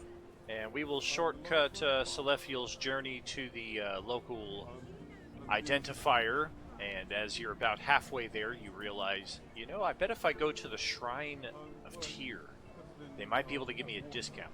60 gold pieces you get back in exchange for the silver medallion, as well as the identification. The ID, it is just a +1 mace with an action turn on, turn off light feature. Okay, then yeah, I will. We'll put that in for trade so that I could possibly get a. Will the light edition make it more valuable than your standard +1 weapon? Definitely. So I'm looking to replace it with a +1 warhammer. Okay. Well, let's see. Yeah, normally you would be taking a huge loss on this. You would be trading a +1 weapon and getting the half the value of it, and then paying that half back for the +1 warhammer. So if you're talking a 1,200 gold piece difference, you're getting 600 for the mace, paying 600 yourself. The light feature edition is going to make up 400 gold pieces of that difference. So you're going to get 1,000 value in trade from this glowing mace. So your +1 warhammer, 1,200 gold pieces, you're going to have to pay 200 gold to cover the difference. Anybody have an issue with that? No. Nope, I do not. Old. All right. Got that. You can add that onto your sheet. Anybody else have any gear they're picking up here in the city before we exit? No, I think I have everything. I think we're just kind of talking about the armor. I don't know if we ever came up with a full quote on it. Because I can trade in my. At the very least, we should get Kalidor's sword silvered, if not magical. Okay, how much did that cost again? That's 100. Okay, so minus 100. Yeah, and then on your character sheet there, Ben, just add silver to the longsword description.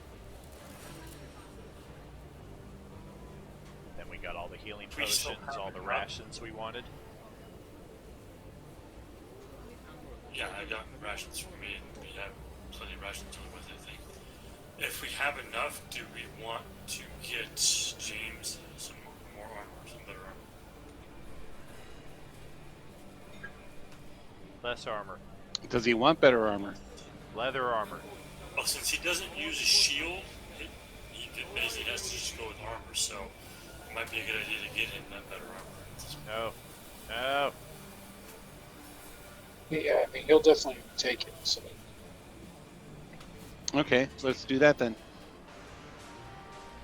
Do we have 1,500 left in the Yes, right now we have 2,076 currently.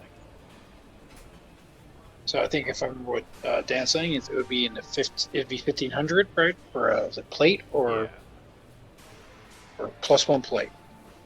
1,500 just for regular plate. Regular plate. Okay, but that'd still be better than what I currently have. Yeah, +1 plate's like 85,000 gold pieces or something like that. Can we do an IOU? I'm good for it. Good for it, I promise. It's Flaming Fist, man. We gotta get the money. Yeah, I'm gonna take out a 60-year policy on this this plate armor. Magical. Be paying this thing off the rest of my life. And with the shorter lifespan of the half-orc, your child's gonna end up paying for it too. Pretty much. That's fine. So, or is everybody good with me getting the plate? Sounds like it. Yeah, I'm good with that. Yeah, everybody good? Good. Okay, so Yep, I'm all I'm good. set. Excellent. Alrighty. All right. That'll bring James's armor class up to 18. Not too shabby. Yeah, you guys are getting hard to hit. I'm gonna have to bring in the higher CR monsters. Hurry up and get to Avernus. The heavy hitters. Don't forget me and Jim over here with the 15s. Yeah. Yeah, or Hezra with the 12. Or is it 13? It's not good. Does Whatever. she not it is. have armor? I think if she has armor and dex, it should be better than that. Well, let me see. Maybe I just have bad memory.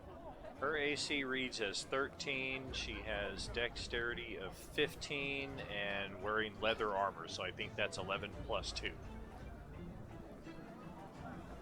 Yep. Yeah, she could benefit from better AC. She could benefit from one of those chainmails we sold. Yeah, I don't know how. No, it's heavy armor. She's a ranger. Yeah, exactly.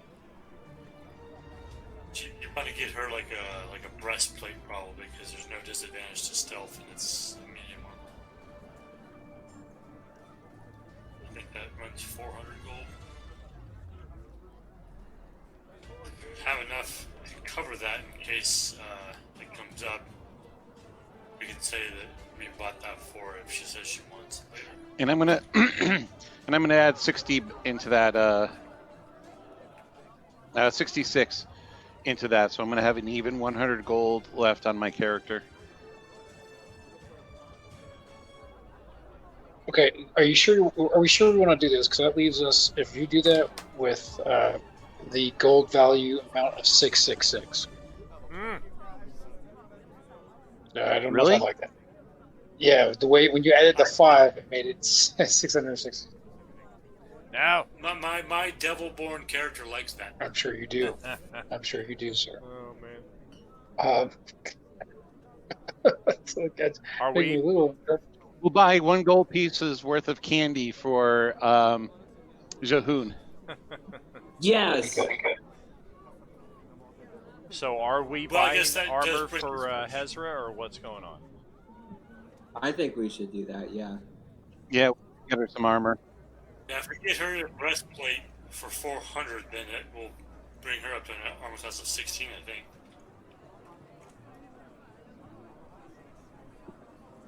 I like that. But the breastplate would be 400 gold. Okay, go ahead. I'm subtract okay the with that. 400. I'm adding that to her sheet now. AC is 16. I am selling the leather armor. And I'm going to add that money onto her character sheet. Yeah, take that 400 gold off of your evil number there, James. Minus 400? Yeah. Correct. Yes. Like 265.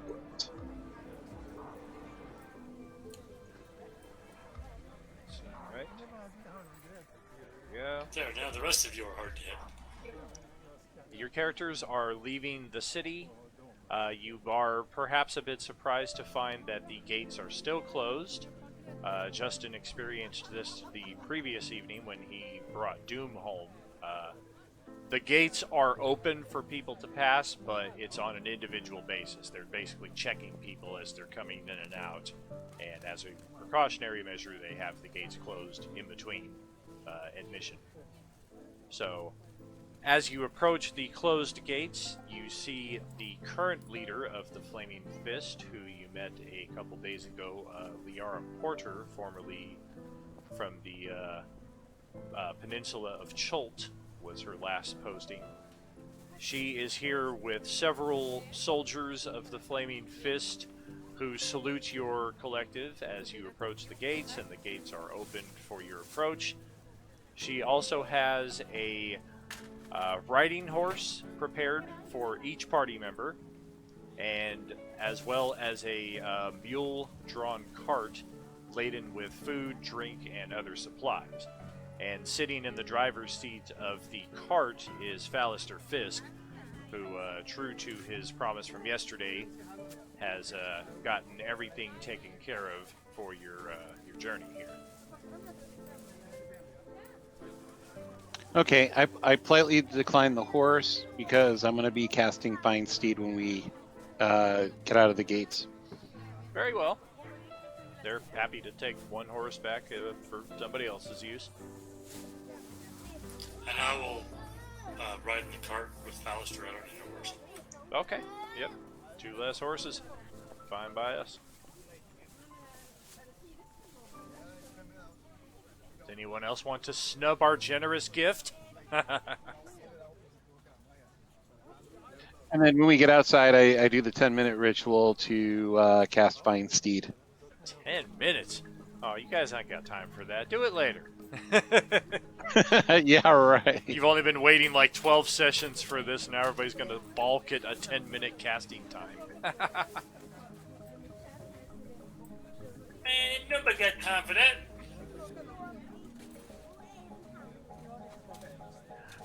So in addition to all of the arrangements that you have made, add an additional 20 days of rations onto the party sheet. In addition to you don't have to keep track of exactly how many days worth, but you have bags of fresh fruit, apples, bananas, oranges, cherries, some additional spiced dried fish, just a lot of extra foodstuffs for your journey. Do you have anything gluten free? I put the 20 days rations on top of what we had. Very cool.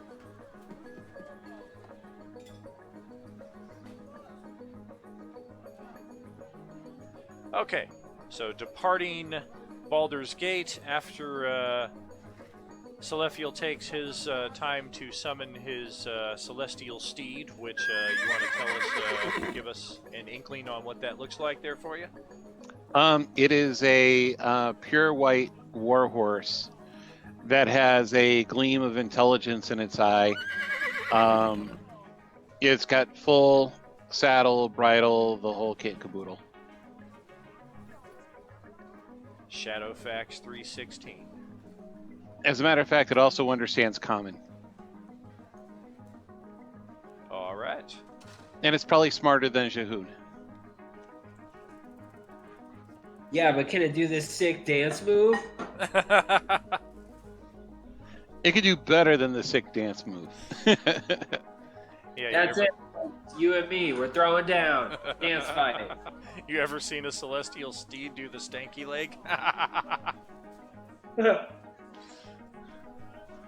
Oh, goodness.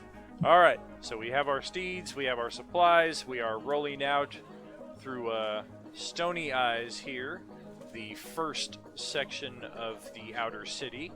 And just to give brief descriptions on each of these locations as we pass, some of them may give you cause to pause and explore further. Some of them may just prove an interesting footnote, and you continue on. The choice is yours. Firstly, Let us continue on. Stony Eyes, just outside the Basilisk Gate that gives it its name, this neighborhood is full of stables and stockyards. Many outer city residents who work within the city live here to be as close as possible to their places of business. Among them is a significant community of half-orc porters. So, Jeong-Hoon and Gruhlak see many familiar faces in this particular section of the city as you're passing by. Otherwise, unless you have interest in hanging out at the stables, there's not really much of interest there in Stony Eyes, although of note, the Garenmore Stables and Menagerie, located here, is where Rhea has stabled her steed, and that is where she picks it up as you continue your journey northeast into Norchapel. which is the quietest of the outer city neighborhoods. Norchapel caters to those residents who are willing to pay more than their usual protection money to the guild in exchange for having their safety and security. The guild is not really anything we've touched at all during our visits here in Baldur's Gate, just due to the fact that our group doesn't have a rogue, so that alone has cut our chances of encountering the guild significantly. But those of you who've lived here in Baldur's Gate for any significant amount of time, especially Nadir, who lives in nearby Little Kalimshan here on the north end of the road, knows pretty well Norchapel to be a quiet and safe area. Now, Little Kalimshan is a walled neighborhood of its own accord. It actually has its own separate map, which, if for no other reason, is worth a brief detour because we can actually see where Nadir lives right over here.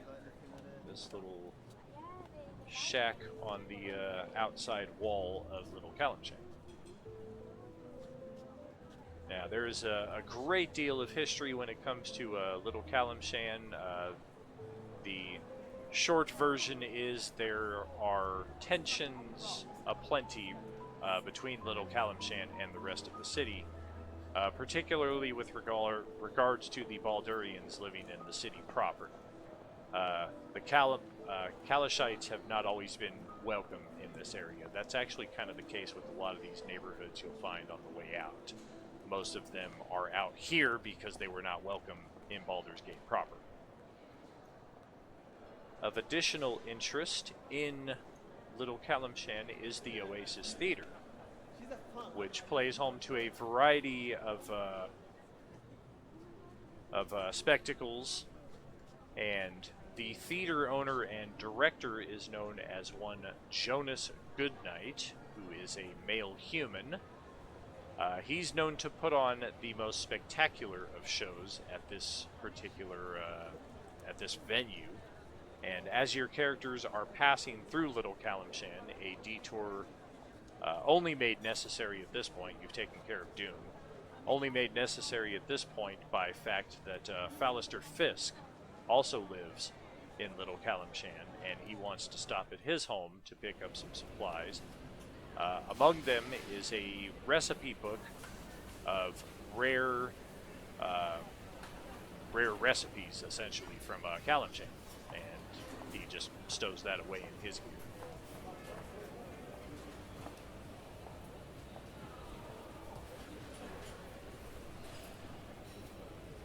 As you are passing in front of the Oasis Theater, this large structure here,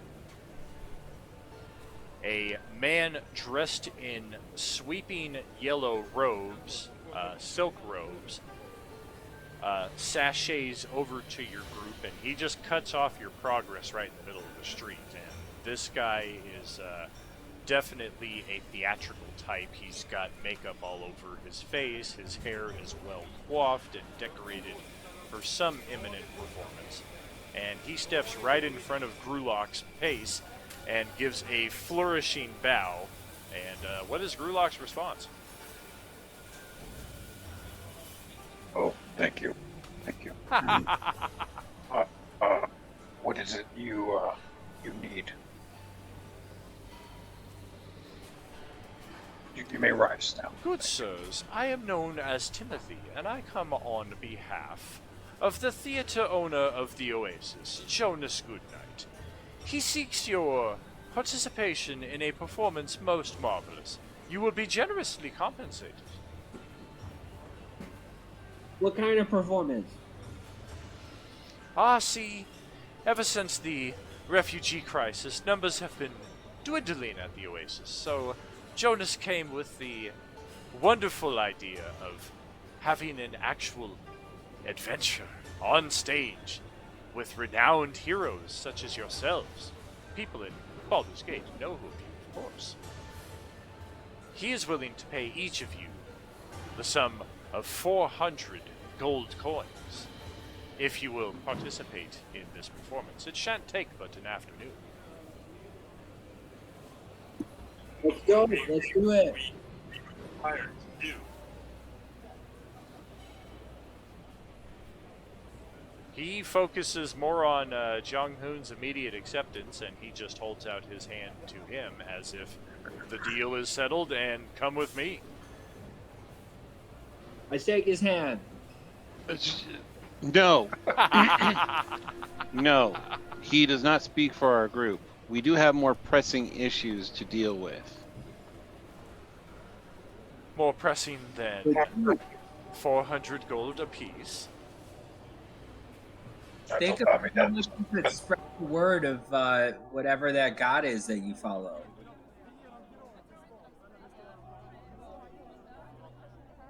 The worship of Tyr is not something for public display. It is something one feels. Yeah, that's good. Say stuff like that on the stage. This money could be very useful in replenishing that which you have spent. The voice in Selaphiel's head sounds.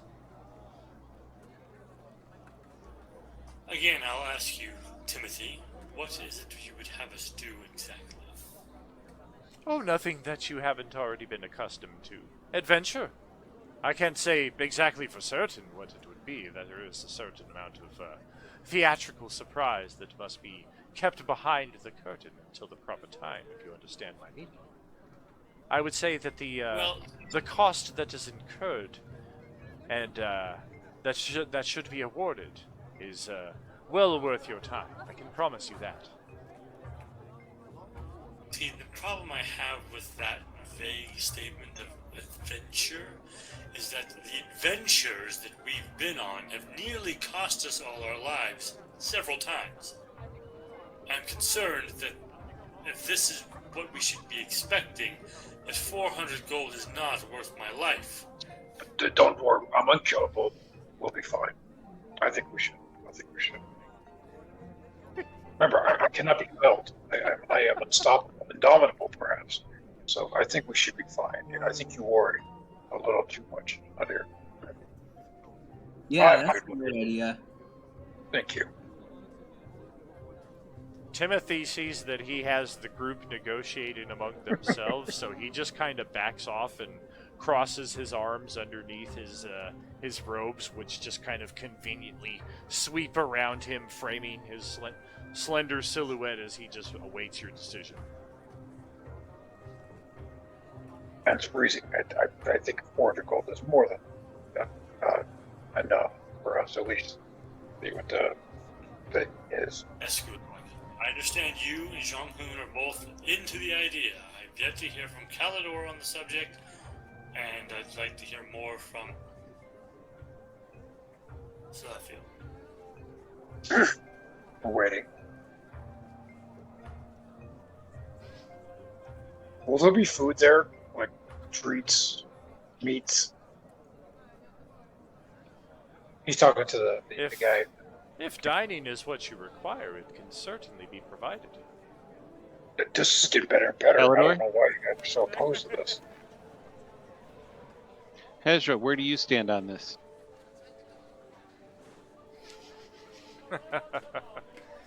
As GM, I'm going to wait to hear from the attending players before I start casting NPC votes, because I've got 3 NPCs in my hand right here. I can easily turn the tide. I know, but we also have. Oh, we're doing the cutout game there again. We're still waiting also for Ben. Yeah, exactly. I think everybody's kind of looking at Ben. What's Kalidor's stance on this? And exactly, this is just supposed to be a play? It is a real-life adventure on stage. You will be required to memorize no lines, play no part. You will be yourselves, of course. It will be an experience unlike any other, unlike any that has ever been seen. It sounds more like a gladiatorial arena type thing. If you are trying to test our adventuring skills, it would also mean inflicting damage upon something or someone, and I will not take. Damn it, he was doing good when we lost. I do not wish to harm an innocent for the sake of gold. I speak not to matters of innocence. That is not my place. I do not engage in such philosophical squabble. I offer a large sum of coin for a small amount of time. If this is acceptable to your group, he gestures at the large Oasis Theater behind him. If not, he bows again and he just kind of almost moonwalks back to the entry of the Oasis Theater there. As he goes, does he go, Jimon?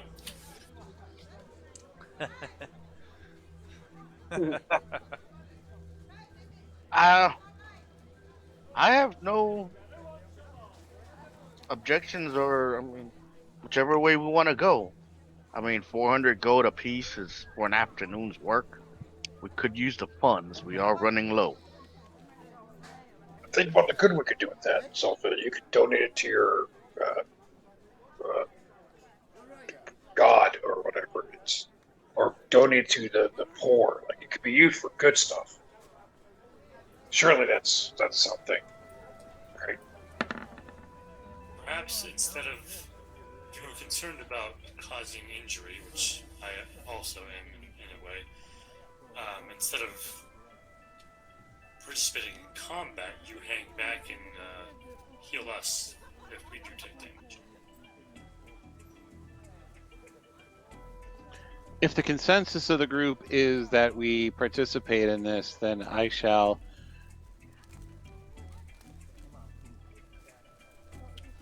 You cut out again. If You shall.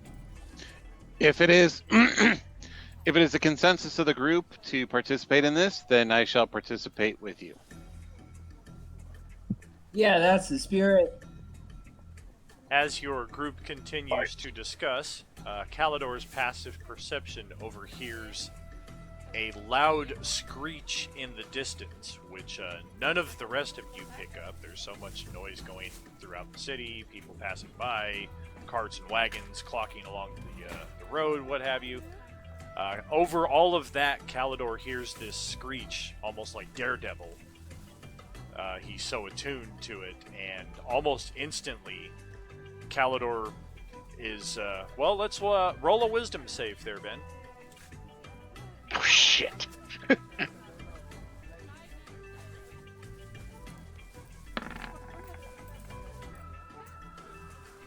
Not bad at all. You are not driven to run completely down the street like Benny Hill, but you are aware and cautious enough to recognize the sound of a dragon when you hear it.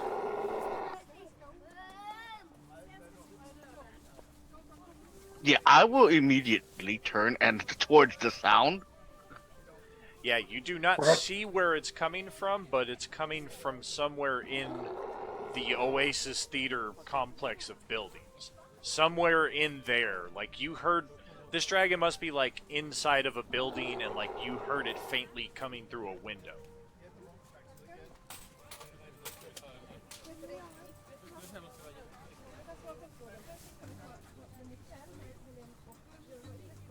And you've already found 2 dungeons in the sewers beneath the city here, so, I mean, maybe there's a dragon slayer underneath the Oasis Theater, but for all you know for sure is that there is a dragon very close to your current position.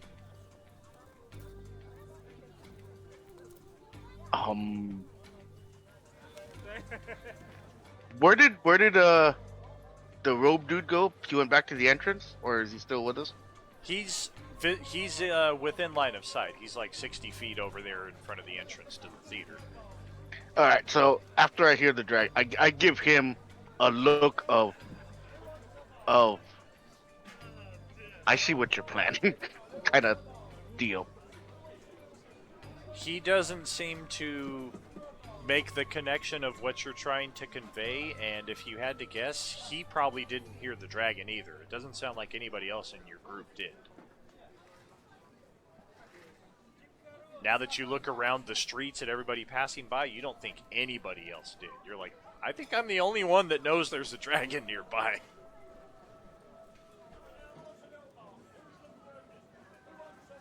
Then I'll quietly whisper to the group, 400 may not be worth it. I think they might have a dragon in store for us somewhere in there. Well, it's a nickname. He's a dragon, and I'm the indomitable one. So I don't know why again you're so worried about this. I'm unkillable. Simple as But that. then again, getting 400 to feed this thing to the dragon might be worth watching. Feed what thing? Well, hold on. Why do you think they have a dragon? Did you not hear the screech? No, I didn't hear anything out of the ordinary. I could have been my stomach and getting hungry. I'd like to make a decision so we can eat. I distinctly heard a dragon, and it came from the direction of the theater. Oh, okay. Can I do a perception check to see if I hear it? Go ahead and roll.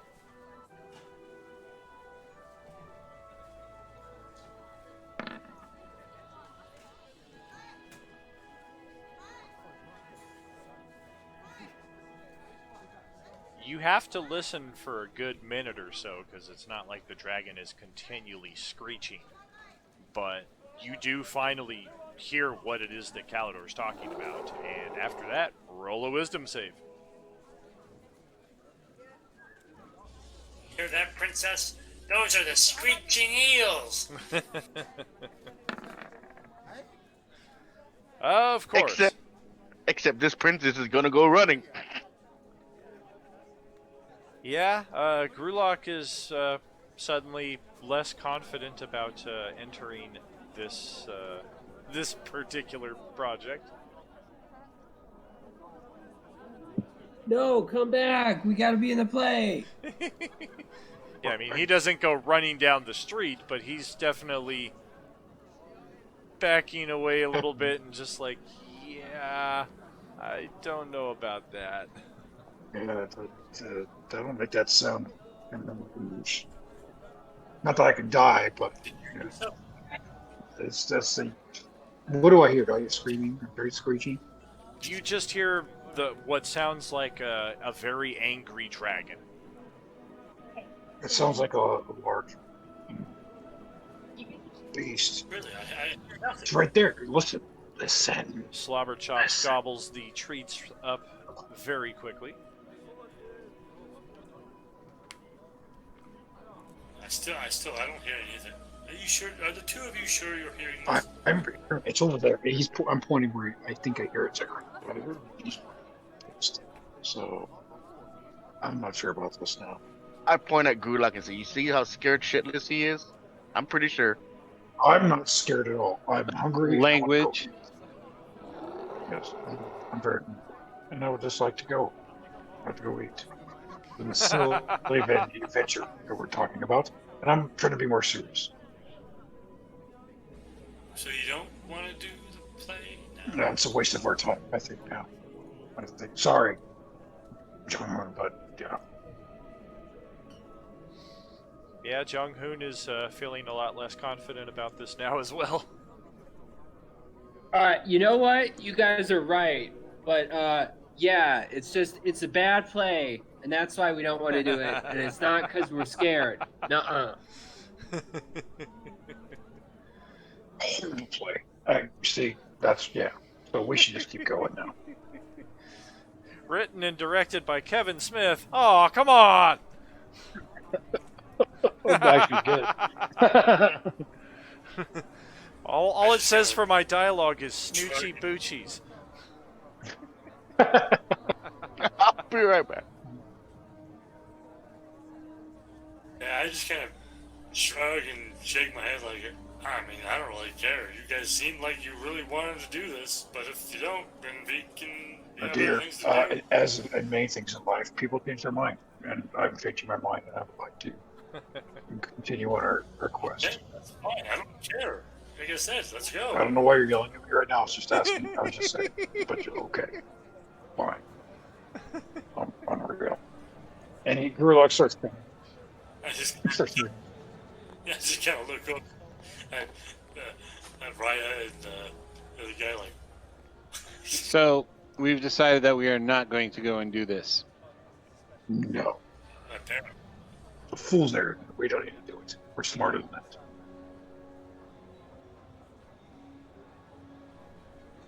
Let us move on then. All right, easy peasy. Let's proceed past Little Kalimshan into the Whitkeep neighborhood, which takes its name from the White Manor at its center, which houses the city's largest enclave of gnomes. Everybody's favorite place to stop. Free-spirited and home to hordes of artists, the neighborhood would likely attract trendy city folk and price out the resident radicals, if not for its odoriferous tanneries. There might be a brief curiosity of, oh, let's explore this. Let's continue on, please. Into the southeastern side of the mount here, into the South Foot neighborhood, where you find expatriates from dozens of far-flung nations, mingling with races ranging from lizard folk to Sverfniblin. Tangled among the scents of exotic food and the calls of strange animals banding together against the rest of the city and its exterior neighborhoods, all of which view Sowsfoot as outsiders. And that brings us at last to the River Chianthar and the riverfront neighborhood of Twin Songs, which is renowned for its enormous diversity of shrines and places to worship, from tiny roadside altars and idols to home-based temples. While those in search of significant magic must still generally visit the larger shrines in the city proper, no god is too foreign or obscure to be worshipped in Twin Song's divine sprawl, where even non-criminal worship of fiends and the Dead Three goes unchallenged. Some of you feel like you might need to throw a leash on Selaphiel here as you're wandering down the street and he spots a shrine to a particular deity that he feels instantly compelled, this must be destroyed.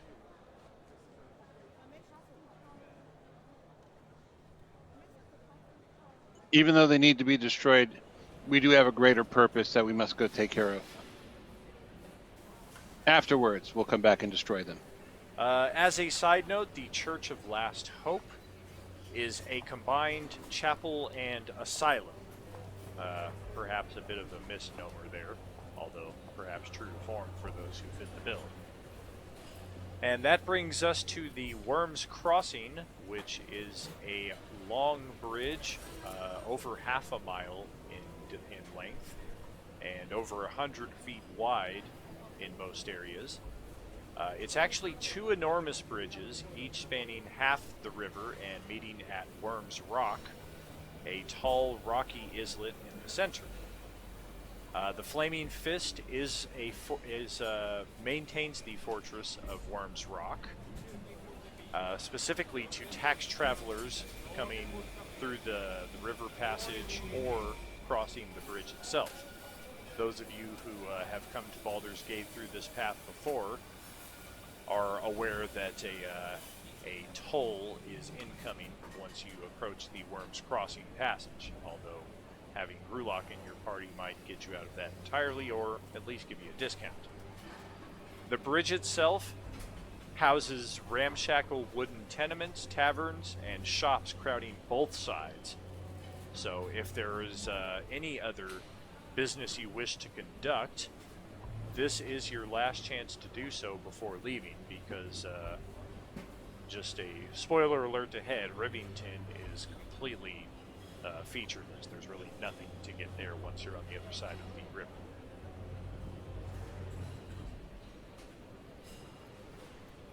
Does not sound like anybody has forgotten anything, so we can Nope, continue where's that? through Worm's Crossing.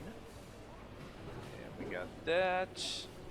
Let's have everybody roll a d20, please.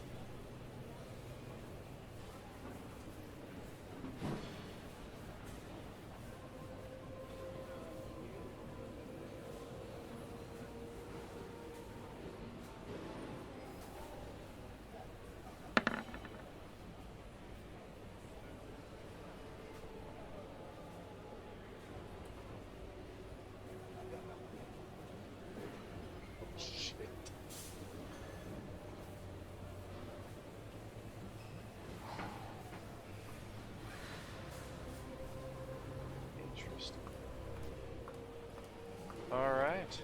I don't think they can hear me. I think this is just for the streaming viewers that can hear this right now. But among the passerby on the bridge here are numerous bandits looking for pickpockets. And Gruhlak has just been targeted.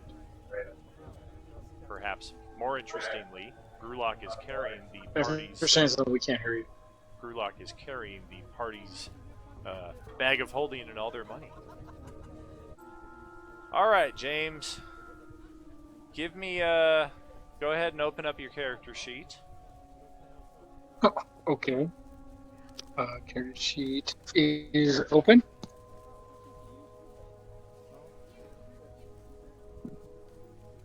All right, and we are looking at your character's inventory here because Okay. as you are passing along this crowded bridge, some of the passerby are bandits, pickpockets, looking for easy marks. And part of the rolls that I just had everybody made included whoever rolls lowest is targeted by the pickpocket. So that's what I was telling our streaming audience about right there. It's very interesting that James is the one targeted when he's the one carrying the party treasury.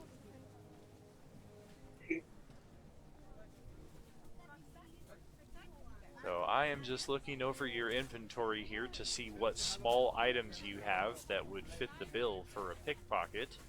I can see several items are obviously off the list. Your plate armor, your great sword, your halberd, your a lot of different things. Your explorer's bag. Oh man, yeah, that is a tough break there.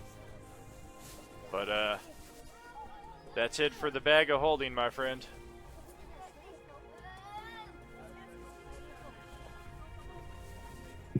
That pickpocket hit the fucking lottery. He really did, of all the chances. Now, we are approaching the toll station at the center of the bridge a minute after this happens. So the topic now comes to your group reaches the toll station, the soldiers look you over. It's 6 copper for each of you to pass through here. Hold on a minute. I have a thing. Even though James is out of game running the inventory, I was pretty sure that we gave the bag of holding to Selaphiel because he was the most trustworthy of us.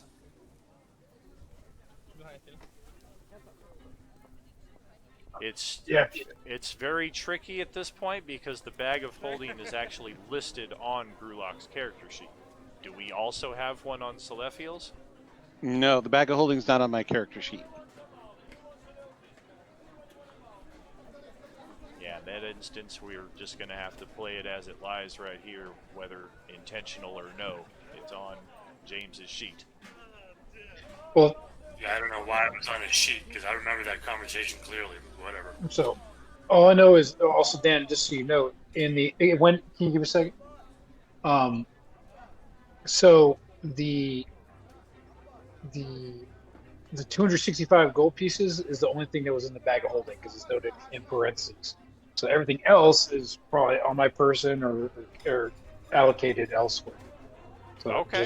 just so you're aware. I mean, it's still a good amount. I mean, he got the majority of our coin, but it's everything else is not as on is not in the bank. Well, fast forwarding, or at least getting us back to the current point, we're here at the toll station. What is your intent on how to pay this toll? Is everybody reaching into their bag for 6 copper? Are we looking to Gruhlak to provide that as the IE party treasurer? What are you trying to get a discount with your Flaming Fist ID? Yeah, I mean, we're going to, let Gruhlak talk to them, but I was going to reach in my own pocket to pull out my coins for crossing this bridge. Gotcha. Which, of course, are completely intact. Everything's where it should be. You got 6 copper, no problem. Assuming Gruhlak is at least wearing his insignia plainly, the toll takers are perceptive enough to recognize that. Okay, you're all together. The toll is actually 3 copper, so you only have to pay half.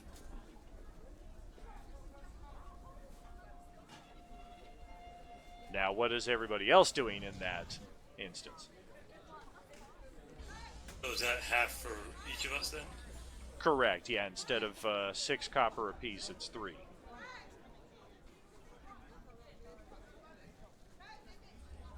Yeah, we just pay 3 copper. Yeah, I'll pay my 3 copper. Yep, I'm paying my 3 copper. I'm not trying to be cheesy and go, hey, look, because in reality, most of us have copper offhand, not necessarily bag of holding. We never hold individual amounts. So I think I would grab my copper that's not part of the group. So. Wouldn't it be possible that somebody's like really high passive perception would have been able to tell that the pickpocket was doing what it was doing? Not unless you're all, like, huddled together as you're walking through the street. I mean, they're assuming common spacing, and dozens of people are occasionally breaking up your group. I mean, it's just kind of the nature of how they work. Okay. Aren't we on most of the people on horses too? Probably walking them along the bridge just because of how much traffic there is here. Unless you guys are trying to be belligerent and ride people down. This is kind of a neighborhood you're passing through in addition to a thoroughfare. Well, I mean, we do have the cart, so we have to kind of drive that through. Yeah, absolutely.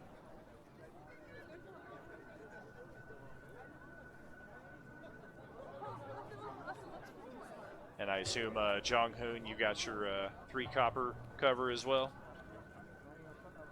Yeah, I paid that. Gotcha. Oh, you typed it out. I see it right there. Thank you.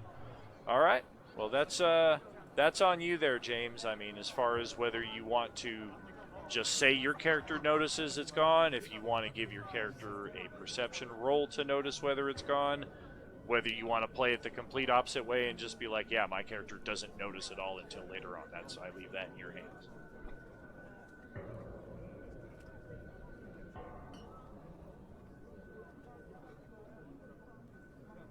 It's not just the party treasury, it's also the bag of holding. That's perhaps the huger issue, I would say. Sure. You're counting on that for later on to store your other stuff. So I guess my question is, how did they take it? Because in the picture, it looks like a satchel, like just a bag that hangs over. So how was it removed? Was it cut? Was it? I guess that's going to kind of dictate my response. I would guess that whatever string is attaching it to your belt was likely severed. You were also probably bumped into by at least a few people at once while this was going on. Okay. Just because I'm reading the description, it's like if the bag is overloaded, pierced, or torn, it ruptures and is destroyed, and its contents are scattered in the astral plane. Yeah, they're not trying to cut the bag because then there's coins all over the ground and their work is failed. Right.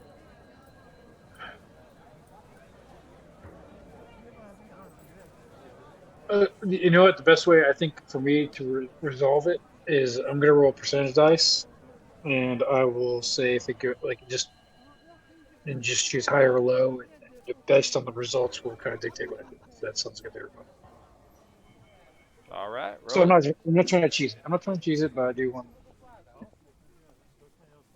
All right. I'm gonna go high. Nope. I would pull 3 copper separate from my pouch, give it over, and continue on my way. All right. Alrighty then. For once, the random insignificant thief pulls a fast one on the party. And I will subtract the item and He went from level 1 to level 15 in like seconds. yeah, exactly. Crazy, crazy. So I'll subtract the coin and the bag from my hand.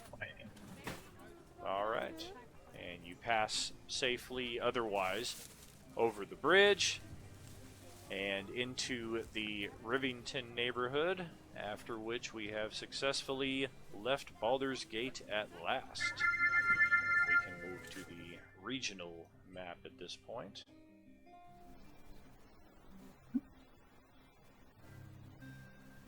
Sucks because I'm so used to playing, high perception characters. Now I'm sitting here like, derp. No. So, your characters depart Baldur's Gate. It is currently springtime. You've got pleasant weather along the western Sea of Swords there. And light breeze on the air. Pleasant scents in the air from all of the grass and flowers that grow around the region. Selaphiel is finding himself tested by this item perhaps a bit more often than expected, as the item insists on making continual conversation with you, especially when you're outside. It can't get enough of, "It feels so good to be outside once again, to feel the wind upon my face." Like, just the same stuff you would expect any prisoner who's been locked away for years to say, except it's in your head and you don't know how to get it out. Right. I'm going to do my best to ignore it. Alright. Yeah, there's no adverse effects other than being annoyed by it. And as Worms Crossing and Baldur's Gate disappear from view, you find yourselves heading down the Coastway, a dirt road that leads to such distant lands as Tethir, Am, and Kalimshan. Candlekeep lies some 150 miles south and west, a 5-day journey. And coming up the road towards you is a human farmer riding on the front of a hay-filled wagon pulled by 2 draft horses.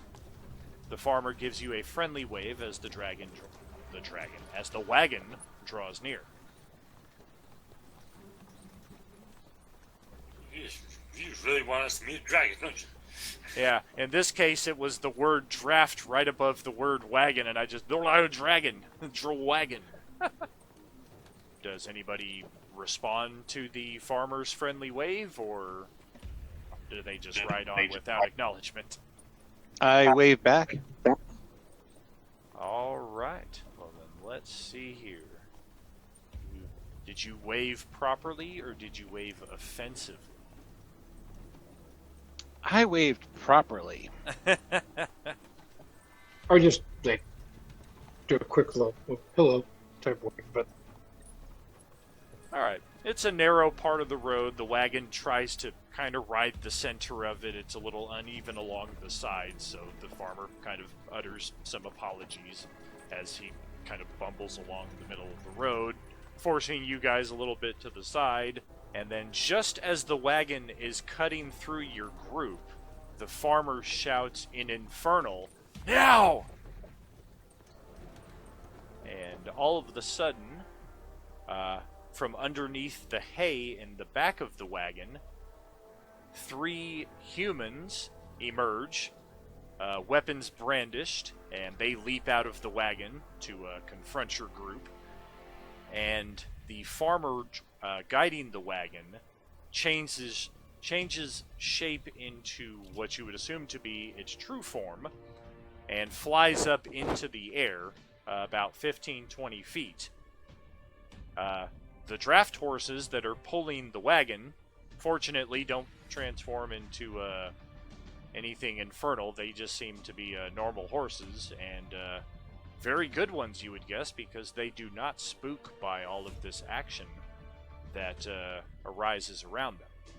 So I'm going to go ahead and move us to that map, get our initiative rolled.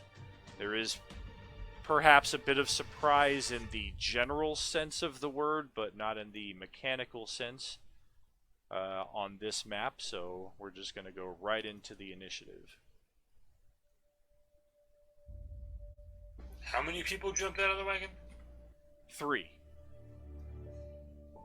Yeah, there's the one guy riding in the front, and then 3 people were hiding in the hay underneath. I'll get you guys over to that map here. You can see what we're looking at. There we go. Yeah. 4 guys decided to jump 8 guys. That makes sense. Worst mistake. Yeah. Does that look like it's just another winged tiefling, or is it something else? It is not a winged tiefling. It is it's a different breed of devil. In fact, I am going to have a brief bit of surprise in addition to the answer to a question in the form of everybody's favorite plot device reveal.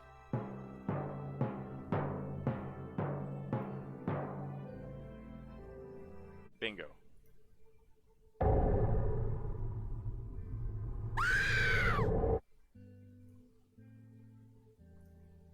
And that's going to take care of Hezra until a time when she is needed again. And after that will be when I ascend the, however high it is here, 60 feet. Yeah, this thing's pretty fast. And then we'll roll the initiative.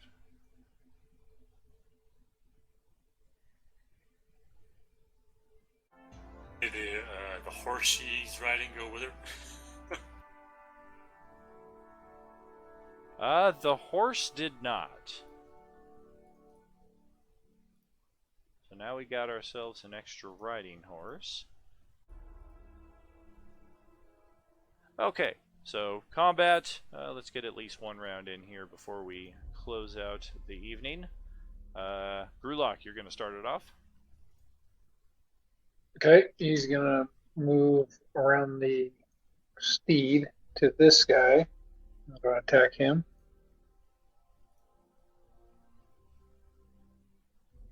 Okay. I'm down at Got him it. with a great sword.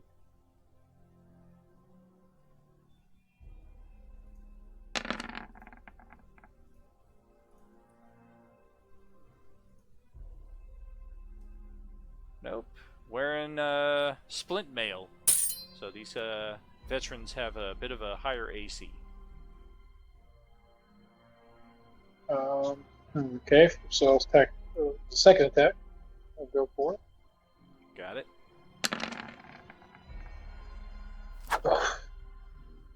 Yeah.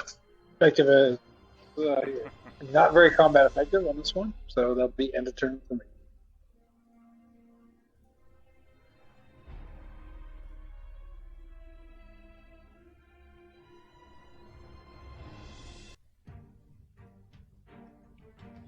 Okay, so my devil here will go next. I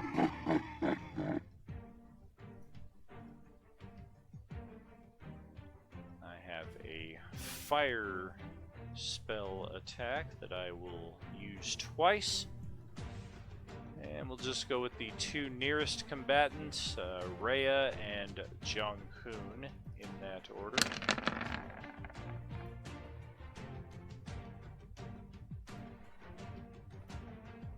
That is sufficient to hit Rhea. Looks like it's also good enough to hit Jeong-Hoon.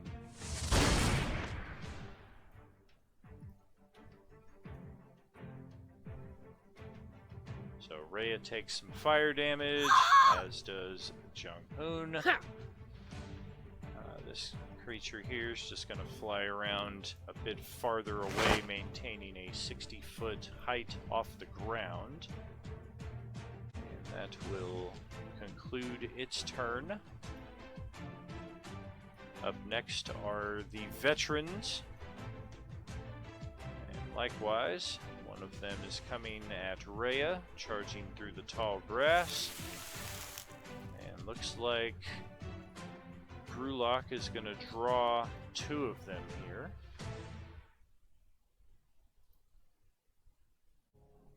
And same mechanic that your ally uses. It's going to be 6 attacks in total on Gruhlak.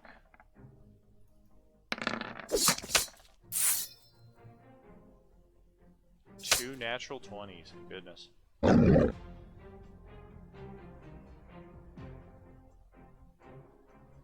Looks like 15, 16, 24 slashing between the 2 crits.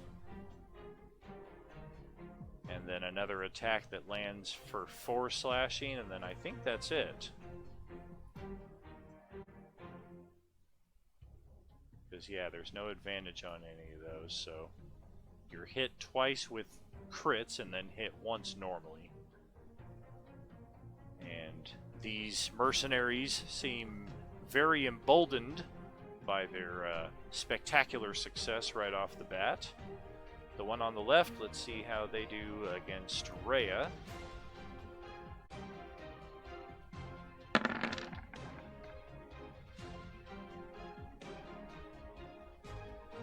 One second. There it is. Alright. Sticking with the natural 20s. Goodness gracious. Alright. Thankfully, it's only a regular hit for 11. But Rhea is already bleeding significantly from right off the bat. She's going to try to return the favor on this one who looks suspiciously like she used to.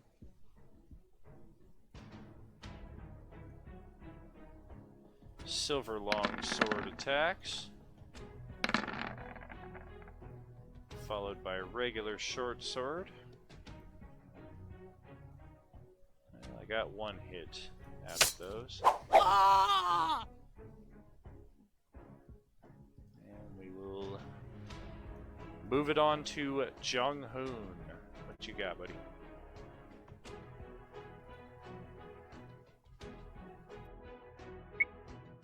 I guess I will get in there to flank that one, and then attack that one.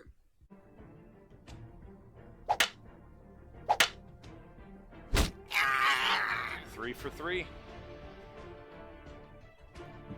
All right, end of turn. Pow, bam, boom. And on to Nadir. What you got? So I'm going to glare up at the flying devil up there and send something her way. Okay.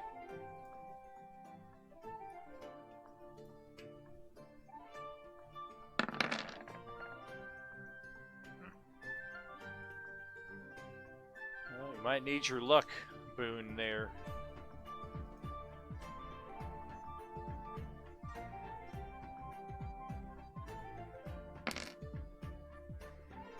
Woo! That will do it. My AC is 19 with the scale mail that this evil fiend is wearing. So, yep, successful hit, full damage. And then I will leave the wagon to make sure it's not included as a target for anything. So I'm just gonna move away. Okay.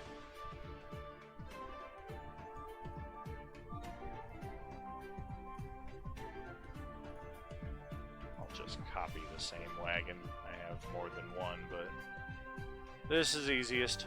We'll just say that was your wagon.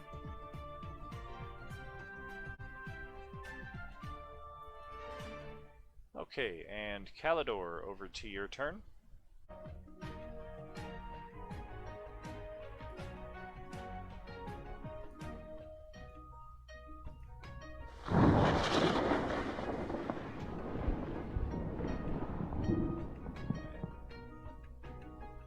Who's getting the lightning?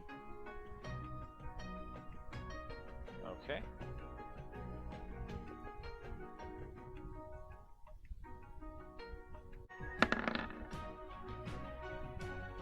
Aww.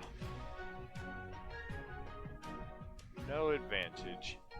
So, I do not get the half damage from the save, but I do get half damage because it is resistant to lightning. Alright, that's it for you? Or any movement there? Yeah, let me move.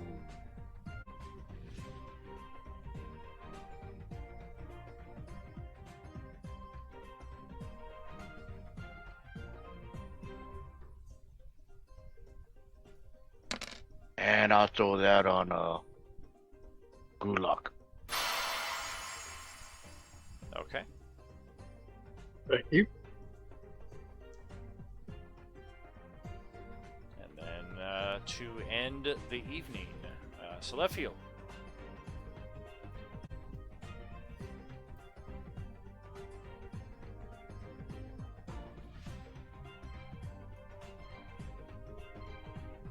Okay, so I'm riding over here. The horse is attacking this one, and I'm attacking this one. Okay. And we both get advantage on our targets. Correct.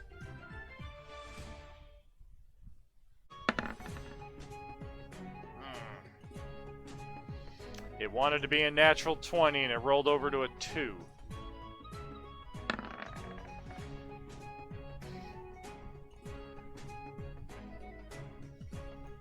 Okay, that was the horse.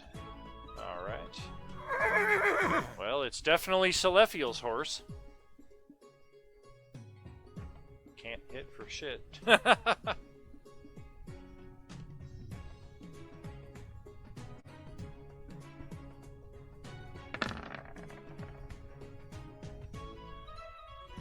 There we go. Yep, that should be advantage though, so I'll... Okay.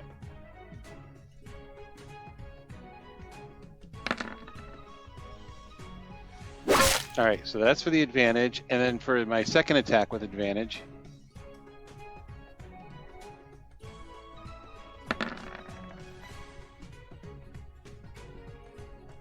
AC is 17. Burn the inspiration. Sure, I'm going to burn the inspiration. Roll 1 or 2. Roll with advantage. Dope! And move us back over here to our home page. Thank you all again for joining for another week of Baldur's Gate Descent into Avernus. We finally got out of Baldur's Gate. We're finally on the road to Candlekeep, and only another hop, skip, and a jump before we're finally in Avernus, and we can explore just how hellacious the top layer of hell can be. Thank you, friends, for joining in on tonight's game. Thank you, Hans Loves D&D, for hosting. Thank you, Annie Bag of Donuts, for moderating. And any farewells or anything you players like to say, I turn the floor over to you now. Thank you always for being all-stars. Well, I will had fun with this game, and again, I will be seeing you guys on Thursday for OOC. Yes. Good evening. Good evening. As always, Yep. Night, everybody. I enjoyed the game, and as always, I enjoyed the game, and I look forward to next week's game, and I hope you all enjoyed it too. And good evening. Good night, everyone. Thanks for joining us.